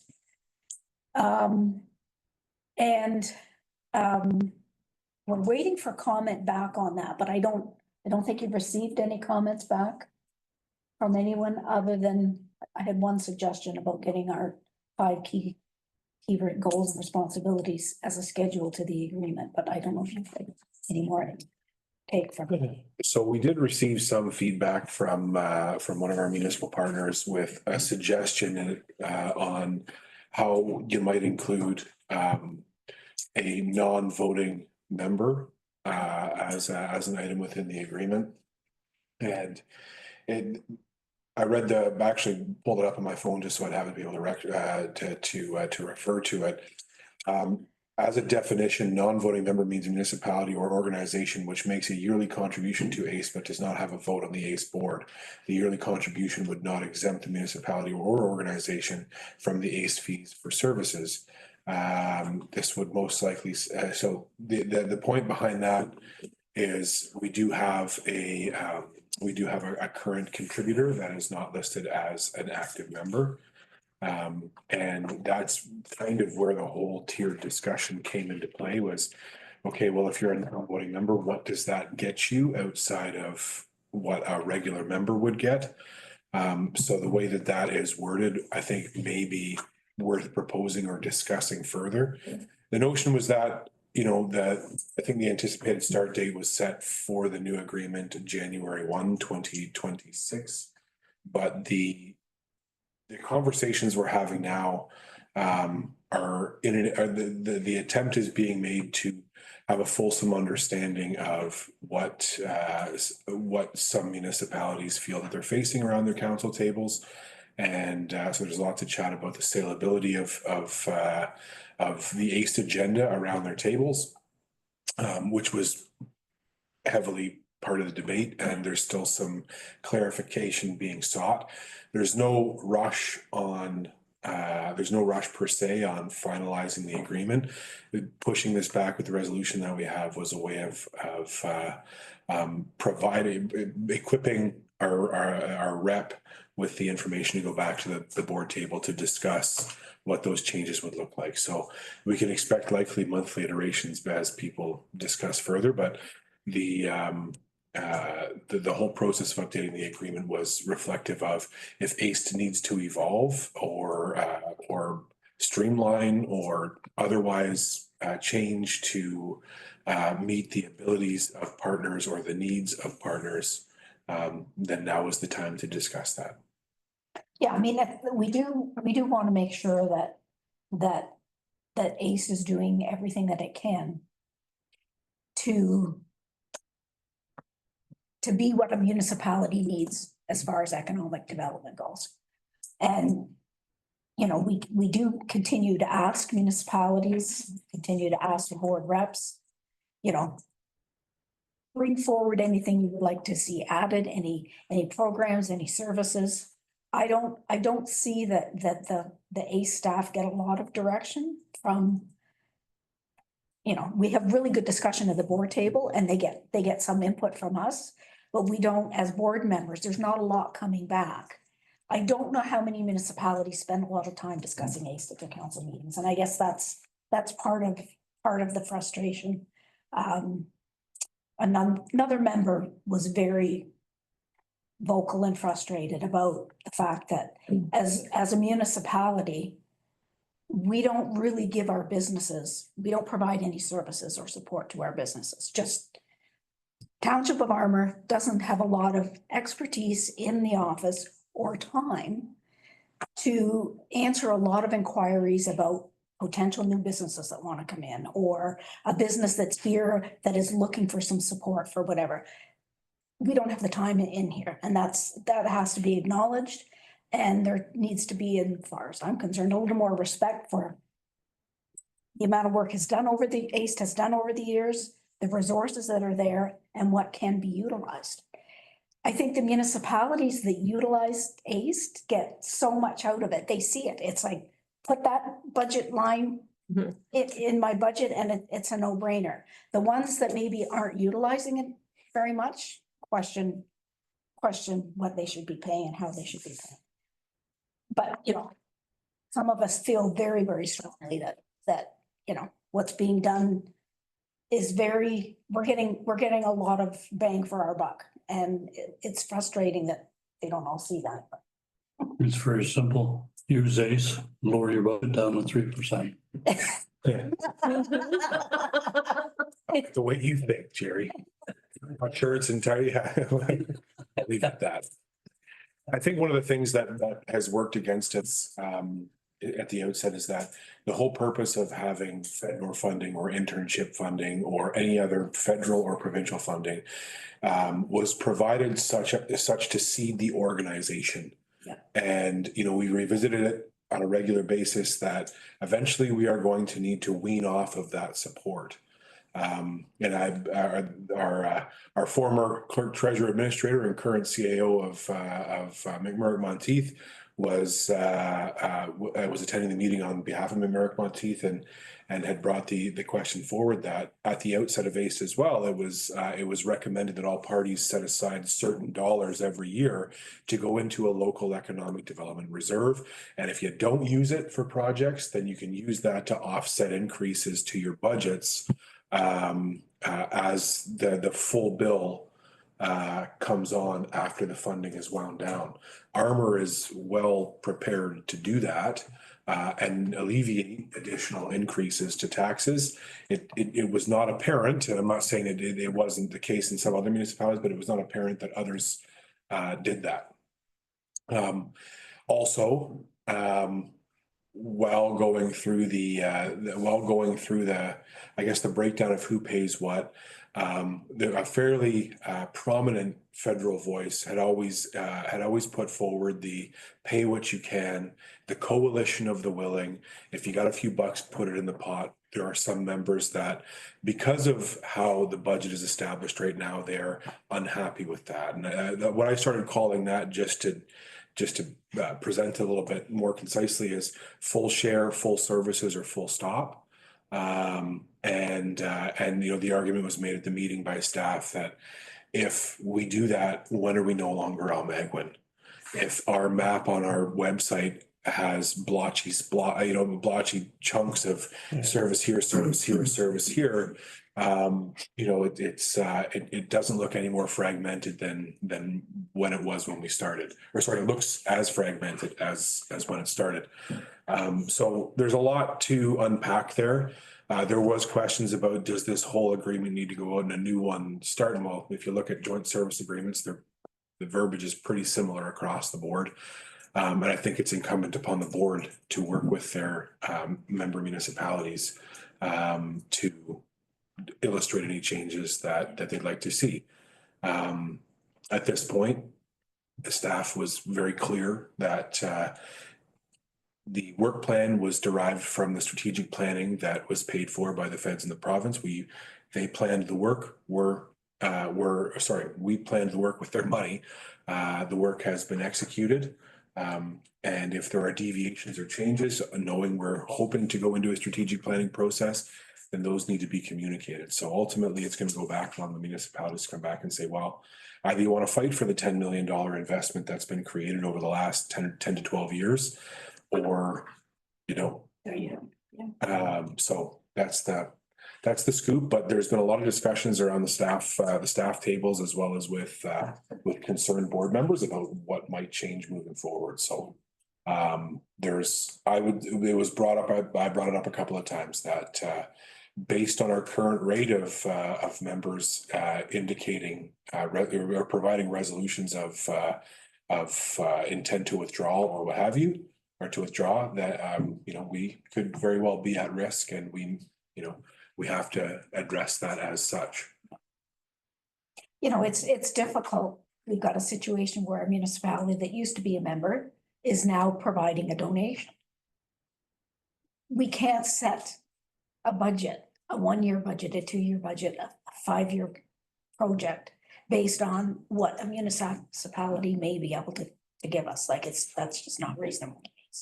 So, sorry, I'm texting regarding budget and ACE. Magnetowan's budget this year is 57,000 for economic development. I'm wondering if the committee, if ACE could approach that committee and ask for 16,000 for them to buy in with a portion of that funding, and then do as they wish for the rest. If you could be a guide for them for whatever this year's buy-in is. It's my understanding, in working directly with that committee on several projects, that there is an interest in some of what we have going on. And the discussions and presence from Magnetowan at regional events has increased. I'm not going to go too much further than, we've had a lot of communications. I'm wondering if we can go to committees or businesses outside of. And I understand that you have a lot of policies and procedures that I don't understand. But I'm wondering if we can go to other areas, have them be contributors outside of just municipalities. Does that go against the FedNor funding, or does that? No, there's, I think, and in fact, a number of years ago, it was brought forward from FedNor that have you talked about reaching out to businesses who may be able to benefit from that? Have you talked about one of our members had gone to our MPP, Mr. Smith, and had said, well, is the province able to contribute for unorganized townships, who may be able to get some service? And so a lot is being floated across the table. I think it's a great idea. And, you know, somewhat potentially ironically enough, some of the members who have illustrated some challenges with the funding and who pays what are also completely against going back to non-members. So it's again, no direction. No. But it's a very kind of walking in an aimless direction on eggshells. We know there's value. We just need people to write the check. Well, and I think, you know, one of the things we've been talking about, and I'll try to make this one of the last points. One of the things we've been talking about is trying to demystify ACE to not just council members, but the public. So here are the 5 things that we generally do. Here are action items under those that we regularly perform. And here are examples of those in action. For example, when the pandemic shut half of, you know, our arts and culture sector down, ACE hosted over 100 events for musicians and artists and all that type of stuff. You know, we were communicating the list goes on and on. Anyway, so we're demystifying that, trying to put it in a 1 or 2 pager, and also relating that back to on your annual tax bill for a regular ratepayer in all of our member municipalities. This costs you, you know, if 1% for you is $17 or $27, you know, for the cost of a McDonald's meal. You're making sure your businesses have support. So we're working on some messaging that is public facing, but hopefully demystifies what ACE is all about, where we've been and what we've done. And I think sometimes when you have a massive council package, some of the finer details can get filtered out in favor of, well, what's been done lately. And, you know, we have had comments saying, well, some businesses get served, some don't. Well, by and large, if municipal partners are saying, hey, go talk to ACE, or, you know, there's good information sharing, then we're working on those lines of communication as well. It's a very multifaceted thing.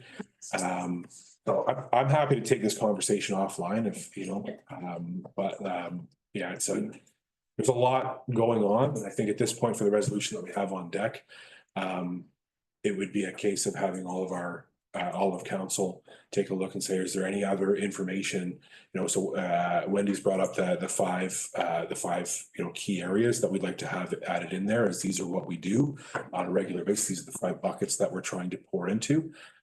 If there are any other items that that council would like to equip Wendy with to bring back to the table, then we can discuss those. Well, one natural progression that I see, and it's already actually happening, are things that are regional in nature. So it's not just about businesses. Economic development is about a lot of other things. So the housing task force is a perfect example. And I think the more of those kinds of initiatives we have in place, then the other municipalities, it's like being part of a club. They don't want to miss out. They don't want to miss those meetings because they're talking about stuff that is interesting for the whole region. Everybody wants to be part of the task force. So we met today, and this was supposed to be the wrap-up meeting at the task force, and the decision was made, now let's keep it going.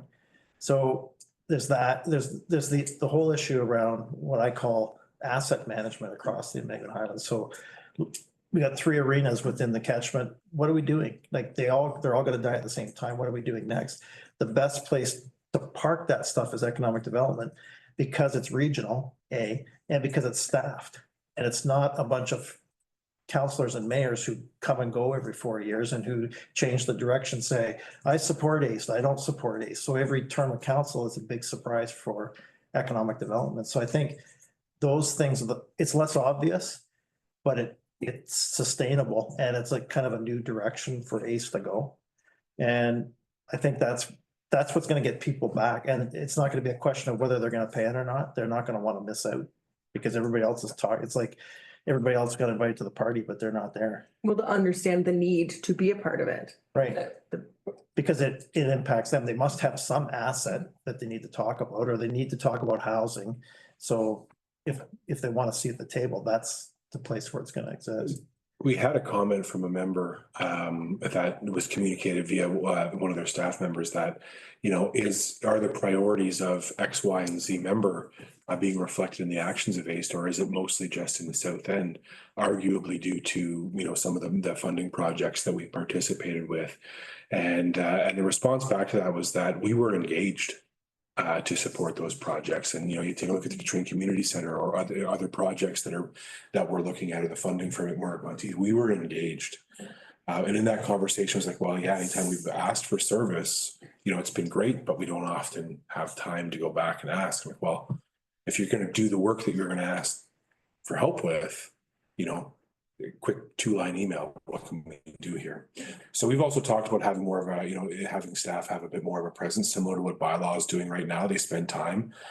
So is that something we need to be investigating so that our staff have the thumb on the pulse a little bit better? So there's a lot of avenues. I'm hopeful to have some more concise, these are the directions that we're looking for, but I think the last meeting, leaving it hanging, was the best thing to do, because at the end of the day, staff need to be directed and the board need to move things forward. If we're close to the end of our plan right now and you want to go a different direction, then, let's chat about that. Last point being the observer status that we talked about at the Community Transportation Committee. We had offered to send all of our correspondence to all parties in the area and welcome observers to come and join the meetings. Also requesting that staff try to come for at least one meeting per quarter if possible. And one of the things that we lost from the base days was we had council staff and a business rep. Yeah.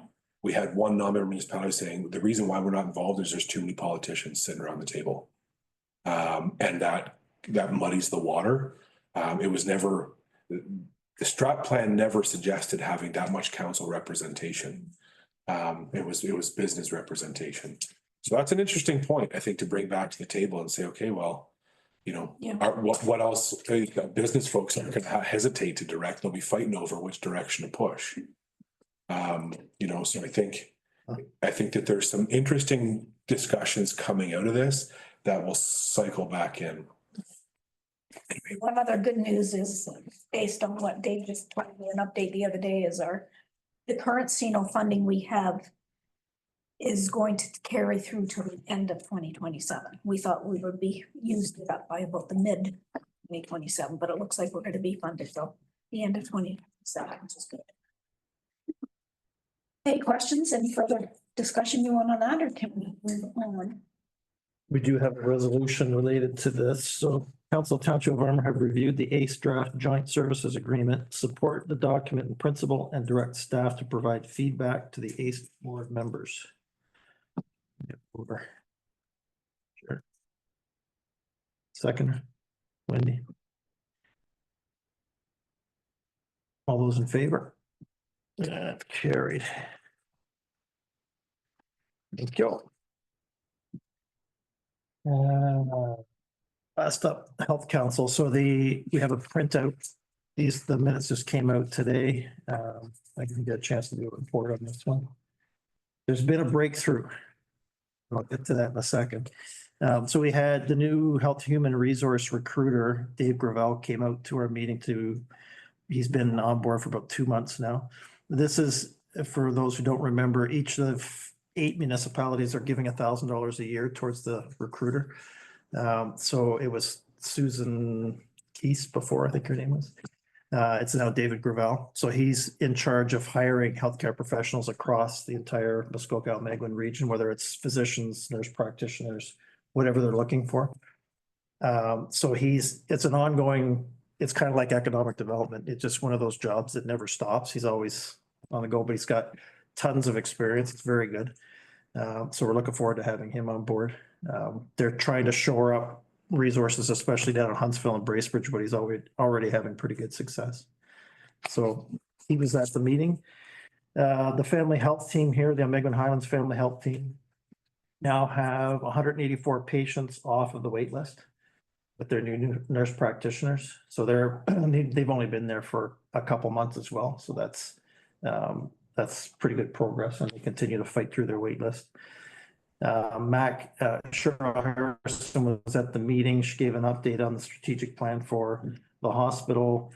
They're hoping that by April they'll get word on the next stage of their application. So we'll hear about that. The news that came out a day ago kind of surprised me.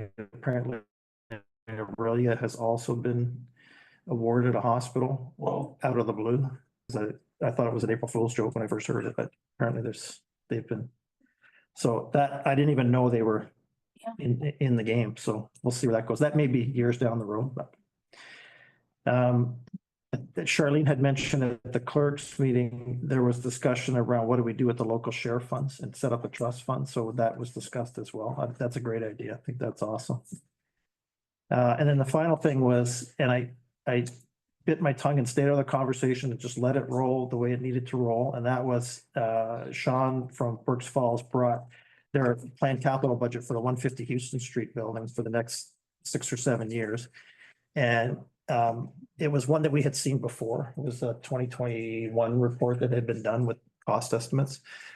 But it led to the whole question of resources and facilities, and what Norm bluntly, and we also got into the discussion because the x-ray machine needs to be upgraded. And the question is, do we put it into Houston Street or do we need a new place? So all these discussions came together, and the blunt questions were asked about 150 Houston Street. What about the HVAC? Because it wasn't on the list. And what about the asbestos? Is there asbestos there? So what Norman suggested was they need a full-blown engineering report of that building. And the Health Council members suggested that we will come back to council and cover the cost of that if Berks Falls comes back with a quote to have that work done, which is probably, we're guessing somewhere around $30,000 to do that kind of assessment. So that's where that part of it landed. At least they've agreed that they really need to do an assessment and not just a walkthrough that says, because the things like new windows and new flooring, and that's great, but it's not really part of the building itself. The other, and then from there, the discussion led to what we really need is more space. We need expanded services. We need more services. We need a new building.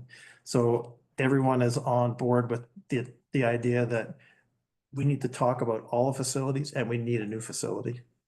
And that's kind of where we landed at the end of it. So the next meeting is going to be solely about discussing what kinds of services we need, where they could possibly go. Does it make sense to put the x-ray there? Does it make sense to put it in the new building? Assessing all of those items with healthcare people in the room to talk about, okay, what are the things we're looking for down in for the future? So it's really kind of the feet and hands that we need in the room to actually talk about what it is, how we would design a new build. so just out of curiosity, we hear Chris say how everybody likes that building. And yet, in the last 3 years, when I'm sitting with my doctor, I ask, what's your concerns? And my appointment takes into yours, and yours. Like, she just spews. Yeah. Like, they're not happy. And yet Chris can report everybody likes the facility. Is there a chance to get feedback from what they don't like, not from what people presume? I'd like to hear the feedback of what that building needs from people that work there. Yeah.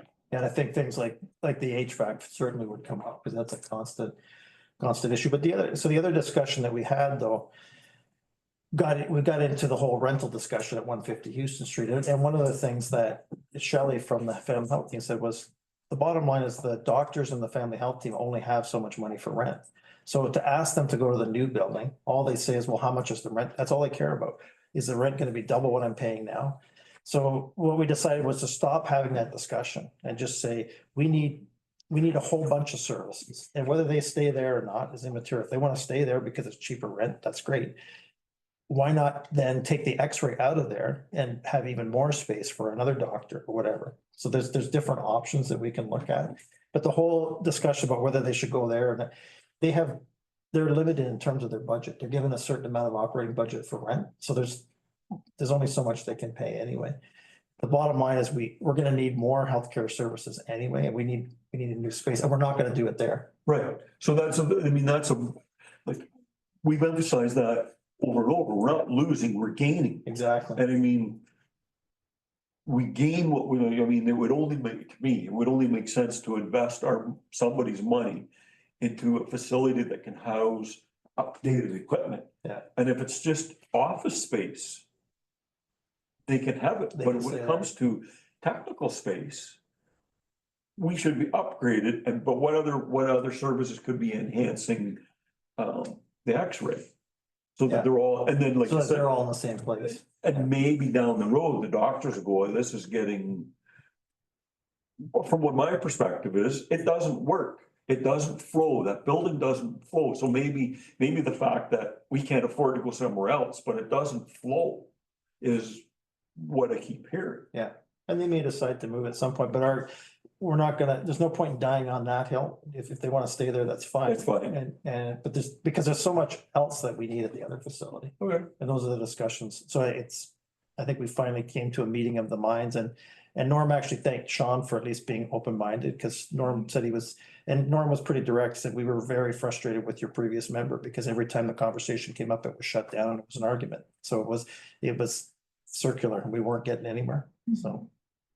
Is it possible that some of the practitioners in a different building, a new building, could use a smaller space? So if the square footage is smaller, their rent would still be lower? Possibly, yeah. Like they wouldn't necessarily, it's not apples to apples, right? It's a different space and it's more expensive space, but if it's built to suit, it could be Yes. smaller. That's the biggest thing was she told me, she said, I've got to go to the washroom. She said, I got to go clear to the other end of the building. She said, there's two here, they don't work. I have to go to the one way down there. So I mean, little things. Yeah. Like, it doesn't work. The rent is cheap, but it doesn't work. So anyway, the next meeting is gonna be focused solely on that. So it's progress, at least we've stopped the arguments about that building or this building. Yeah. So it should move things. So people, it's not Armour presenting a different building. It's discussed. Yeah. Period. And the other municipalities are saying, if we're putting in a new X-ray, we prefer to put the investment into the new building. It just makes more sense. Yeah. But let's have the discussion openly and figure out what makes sense. Anyway, that'll be the next session. But it'll help, just having Sean on board, the conversation, you can have an argument or Yeah, call it a discussion and move forward, Yeah. but from what was going on before, nobody wanted to carry on. It just stopped, and they waited for fisticuffs to happen between the representative from Armour and the representative from Burks Falls, because I have a quick report for KCC, if that's okay? Yeah. Does anybody not have anything to do on the Saturday of Easter weekend? We're doing a pancake I'm already breakfast. booked in. You are to do it? I've got it in my schedule. Amazing. I was like, 2 is not enough, Danica. And she's like, can you be there at 7:30? I was like, people are not gonna want to eat what I'm cooking, but sure. If it's just me, it's not good. It's Saturday. The Saturday, yeah. So we do have a couple of volunteers from the community and myself and Ron now. So I'm not gonna get kicked out of the kitchen this time. I guarantee you won't, because I won't be sticking out. So the gala is underway. It's gonna look a little bit different this year. We're going to do a tasting. The council, it sounds like we'll be doing maybe it's just the KCC board that gets to do the tasting. I'm not sure, but Danica felt that it was important that we make sure we like what's being produced there. So that's well underway. It's going to be the 22nd of November. Tickets will be sold, I think, this summer. We've decided not to do anything for Mother's Day. Easter will be a Easter egg hunt, I believe, and pancake breakfast. Day camp is almost sold out. The recreation staff are going to a job fair Thursday, and they're hopeful to get, summer staff or just new volunteers, or just to let people know that they just got hired at the job fair, that we have day camp availability and so on. So just to kind of make sure the community knows that we do have a recreation program and there are things happening within the community. Workout classes are still happening. It sounds like it's positive. Cameras, jamboree is this Saturday. What's going on? Oh, yeah. She's like, Mother's Day. I was like, no, just scratch it off, you poor girls. Like, just like, if you haven't booked anything yet. We talked about the option of having one of the members went to see Teresa Caputo, the psychic. So we talked about having a psychic come to the KCC and everybody pay to like have the room read. and like different people. And I was like, oh, great time here in Katrine, put us on the map. So that looks like it might be a fundraiser. And then they also talked about doing bus trips. Like having people meet at the KCC or here or wherever and do a bus trip down to the Lion King or different theater productions or whatnot, just not, I guess there's like a lot of boat opportunities like within an hour of here, but they've all kind of been done. So they're looking at going a little bit further and reaching that many more people that otherwise wouldn't be able to do these events, right? Yeah, lots of exciting things going on. It's a busy place. Mm. Any questions for Dorothy on that? Any other reports? Why don't we take a break? It should be coming soon. Fisher come? Are you sure? Soon. The lake's still frozen. There'll be another meeting here. Yeah, this Sunridge. Couple of weeks, I'll have a good report. The Sunridge Lions gave $1,000 to the Magnetawan Lions for the hatchery this past Saturday. Sunrise Lines? Sunridge Lions to the Magnetawan Lions. Oh, sweet. Nice.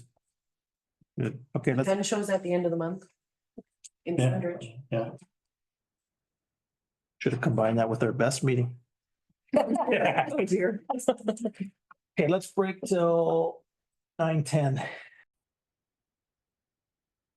Okay, we're into correspondence 27 to 39, and I think there are at least a couple of resolutions along the way. Well, One. Okay. The first one, this is the resignation. Council Township of Armour support MAD Canada by approving a blank size page advertisement in the MAD message yearbook at a cost of blank plus HST to support the work they do in our community. So whoever moves can make a suggestion on the size of the ad. And in 2024, we did a quarter page ad for $6.99 plus HST. We get a mover. I do the same thing. Okay, so we have Rod for quarter page. Is it still the same price, the $6.99? I'm assuming so. Okay. We have a seconder. Dorothy. Any questions on that one? All those in favor? Carried. And up to 39, we see some resolutions. Mr. Baptiste has left Historical Society. Nancy Kite's there now.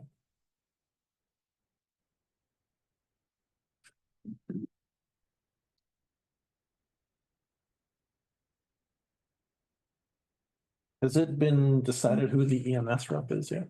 It's coming back, next council meeting. I think everyone's pretty much appointed Dan. Well, 4 out of the 7, so they're asking for unanimous, so we'll bring it back to the next meeting. What did we appoint? Dan, Did we appoint Dan? No, Dan Robertson. John. John for fire, Stan for EMS. Yeah, we did one for each, but I couldn't remember which was Yeah. which. Dan for EMS, we did. I'm Oh, sure. okay. Yeah. Double check. Okay. 31 is the public sector salary disclosure. 29. Oh, did you want to discuss 29? Just a little. Oh, but sorry. Okay. Just a little glitch. I believe they've done it on purpose. This is from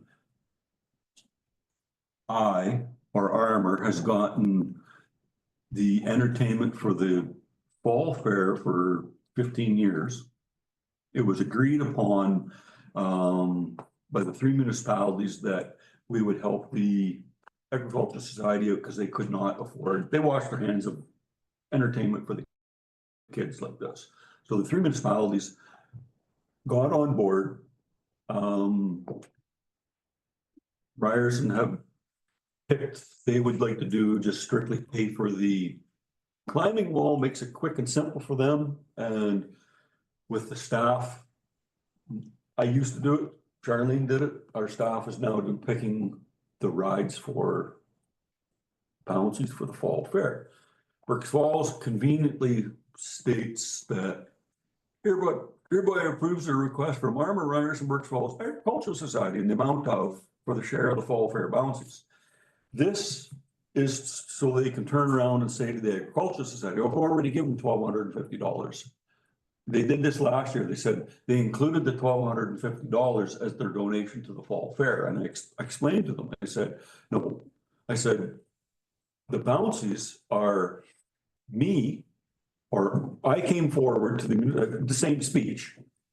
And they just, it went over their head, or they refused to admit it. So they're saying that this is from the Agricultural Society. I am going to go back on the agenda just to clarify. If they don't want to contribute to the bouncies, the request didn't come from the Agricultural Society. It came from Allison. Well, They've always paid 50% of the bill for the bouncy castles. That's, But they're wording it so that they can say, well, that's part of the fair. this year they've worded it differently. Yeah. Like I've always had a resolution paying us for 50% of the bouncies. Yeah. This year they've worded it that it's to the Egg Society, but Armour's the one that's paying for the bouncy castles, not the Egg Society. yeah. So they've just kind of worded it differently this year. I think it's a slide move. I think that's been done on purpose. I plan to go and correct them. So my question to you or Wendy. Realistically, they should rescind that resolution, right? Because it's not true. It's the way, yeah, if the request did not come from the Egg Society. Yeah. If it came from Armour, on behalf of the 3 municipalities to pay their share of bouncies. I just would like to clarify that for them. What do the bouncies cost? Pardon? What do they cost us? I think this year it's around 2,500. I think, yeah. It is It hasn't gone up. Yeah, it hasn't gone. This is half of it? Yeah. Yes. Yeah. And I've always billed them in the fall, like Right. after we've paid the final bill, we Yeah. give them a 25% deposit in the spring. Yeah. But we never usually give Burkes Falls an invoice until the fall, once it's been paid in full. Just to clarify, but I know what they're up to. Yeah. So that becomes the contribution to the Agricultural Society in their mind. And I think Armour gives. We give, I think it's 3,000. 3 or So we do half of the bouncy castles Plus plus the- we give a donation to the Egg Society for $3,000 a Yeah. year. So you're gonna follow up with that one? Yeah, no, it's just Or you're following up? Allison didn't offer to, but she's too busy.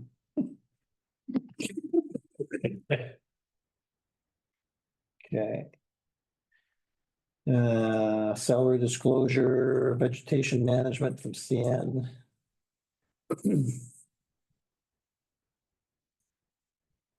Health unit suspending travel vaccine services. They're busy catching up on measles now.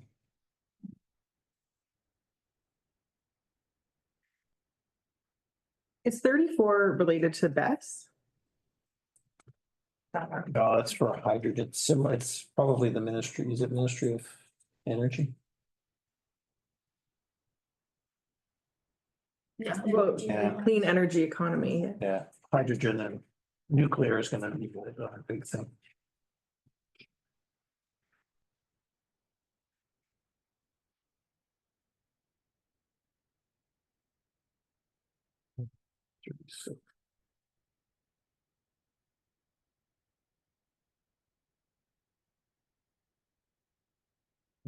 Flood statement, I don't think that's changed. Still a flood watch. Oh, the open house for the fire department on Saturday, I won't be able to make it because I have another wedding. Another one of your daughters? Oh, I was kidding. This is the non-wedding wedding, so she's already married, they went away and got married and she didn't want anything, but now the husband's mother wants something, because he's an only child, so it's turned into, we call it a non-wedding wedding. So it costs us anyway. So wedding ratification to family. When you have 5 daughters. That should be it for weddings, so. Well, first weddings. I was gonna say, there's always another. Okay, next up, unfinished business, staff report resolution to purchase security cameras for the KCC, and we do have a resolution in this. I'll read it in. I thought we had a resolution before on this one, but Yeah, I'm confused. We bought them already. They're installed. Well, so do you want to take this one, Shar? No, Ally's got it. Oh, this is good. Yeah, pass the buck, eh? I'll be in your up. Resolution. It was So- tabled. oh, let's take it. Resolution Yeah, you're right. You're right. To do the policy for the security You're camera right. system. And then we got the policy and the cameras were purchased and now we're bringing you back the resolution. Now we can't table To it. pass us Okay. to buy the cameras. Yeah, we probably don't need. It's like, you should saw them on the pay list, and I thought, well, that's good. Yeah. Can we phone Danica, sorry. Yeah, got Did get approved. So defeated. I'll bring the one screwdriver from the drawer over there so we can take him down and return him. Okay. Staff report from the Recreation Coordinator dated February 6, 2025, regarding the purchase of security cameras for the Katrine Community Center and outdoor ice rink be received, and that council approved the purchase and installation of security cameras from Alarm Guard Security for a price of $7,075 plus HST, plus an estimated 5-hour installation rate of $50 plus HST per hour. And Jerry, all those in favor? Good thing, because it's already been done. Yeah, Thank you for the explanation.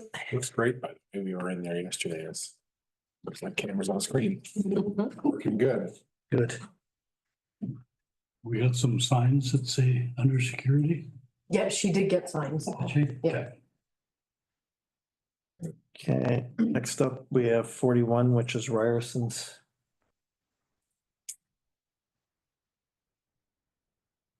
Not supporting the BAS system.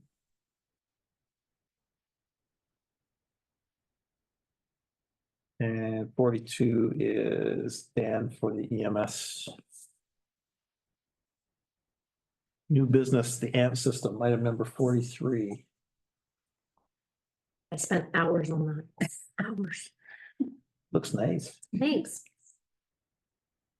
I like the pay right away with the explanation mark. Feel like you're done?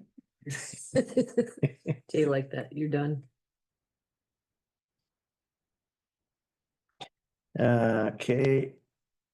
44 ammo municipal energy procurement toolkit. Actually, that was interesting. And probably timely given everything that's going on. I have to admit, I did not read it yet. I will. Nighttime reading for you. Yeah, I ran out of time. I'm playing PSW and nurse this week, so. Yeah. And driving through snowstorms. You'll take any excuse to go to the task force meeting. Yeah. It was a pretty cool toolkit and it just gives you, key considerations when evaluating energy products, projects, and just because you pass a supporting resolution doesn't mean that it's there you go. You can rescind them.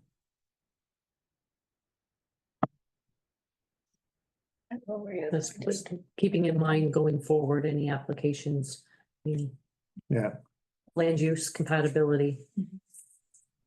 And there's gonna be more of them, I would suspect. Mm.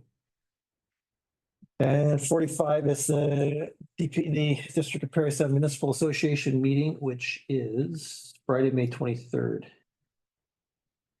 In calendar. So I've already got it marked in. Yeah, don't register. No way. Do not register you. I'm away. Yeah, put me down. Hey, did you get that? Yes, it did. When's the latest you can register for that? 12 The day of? says, please confirm attendance by May. May 23rd is the date. May Oh, 23rd okay, is the I actual- want to be. Okay.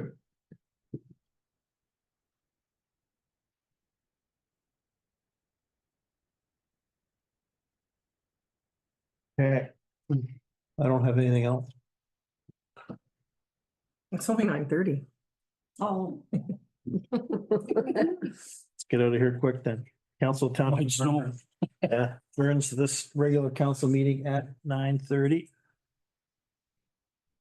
So the next regular council meeting is scheduled for April 22nd, 2025. We're to call the mayor or the clerk. Any mover? Dorothy, seconded. Wendy, all those in favor of leaving? I guess we didn't need a break after all. Carried.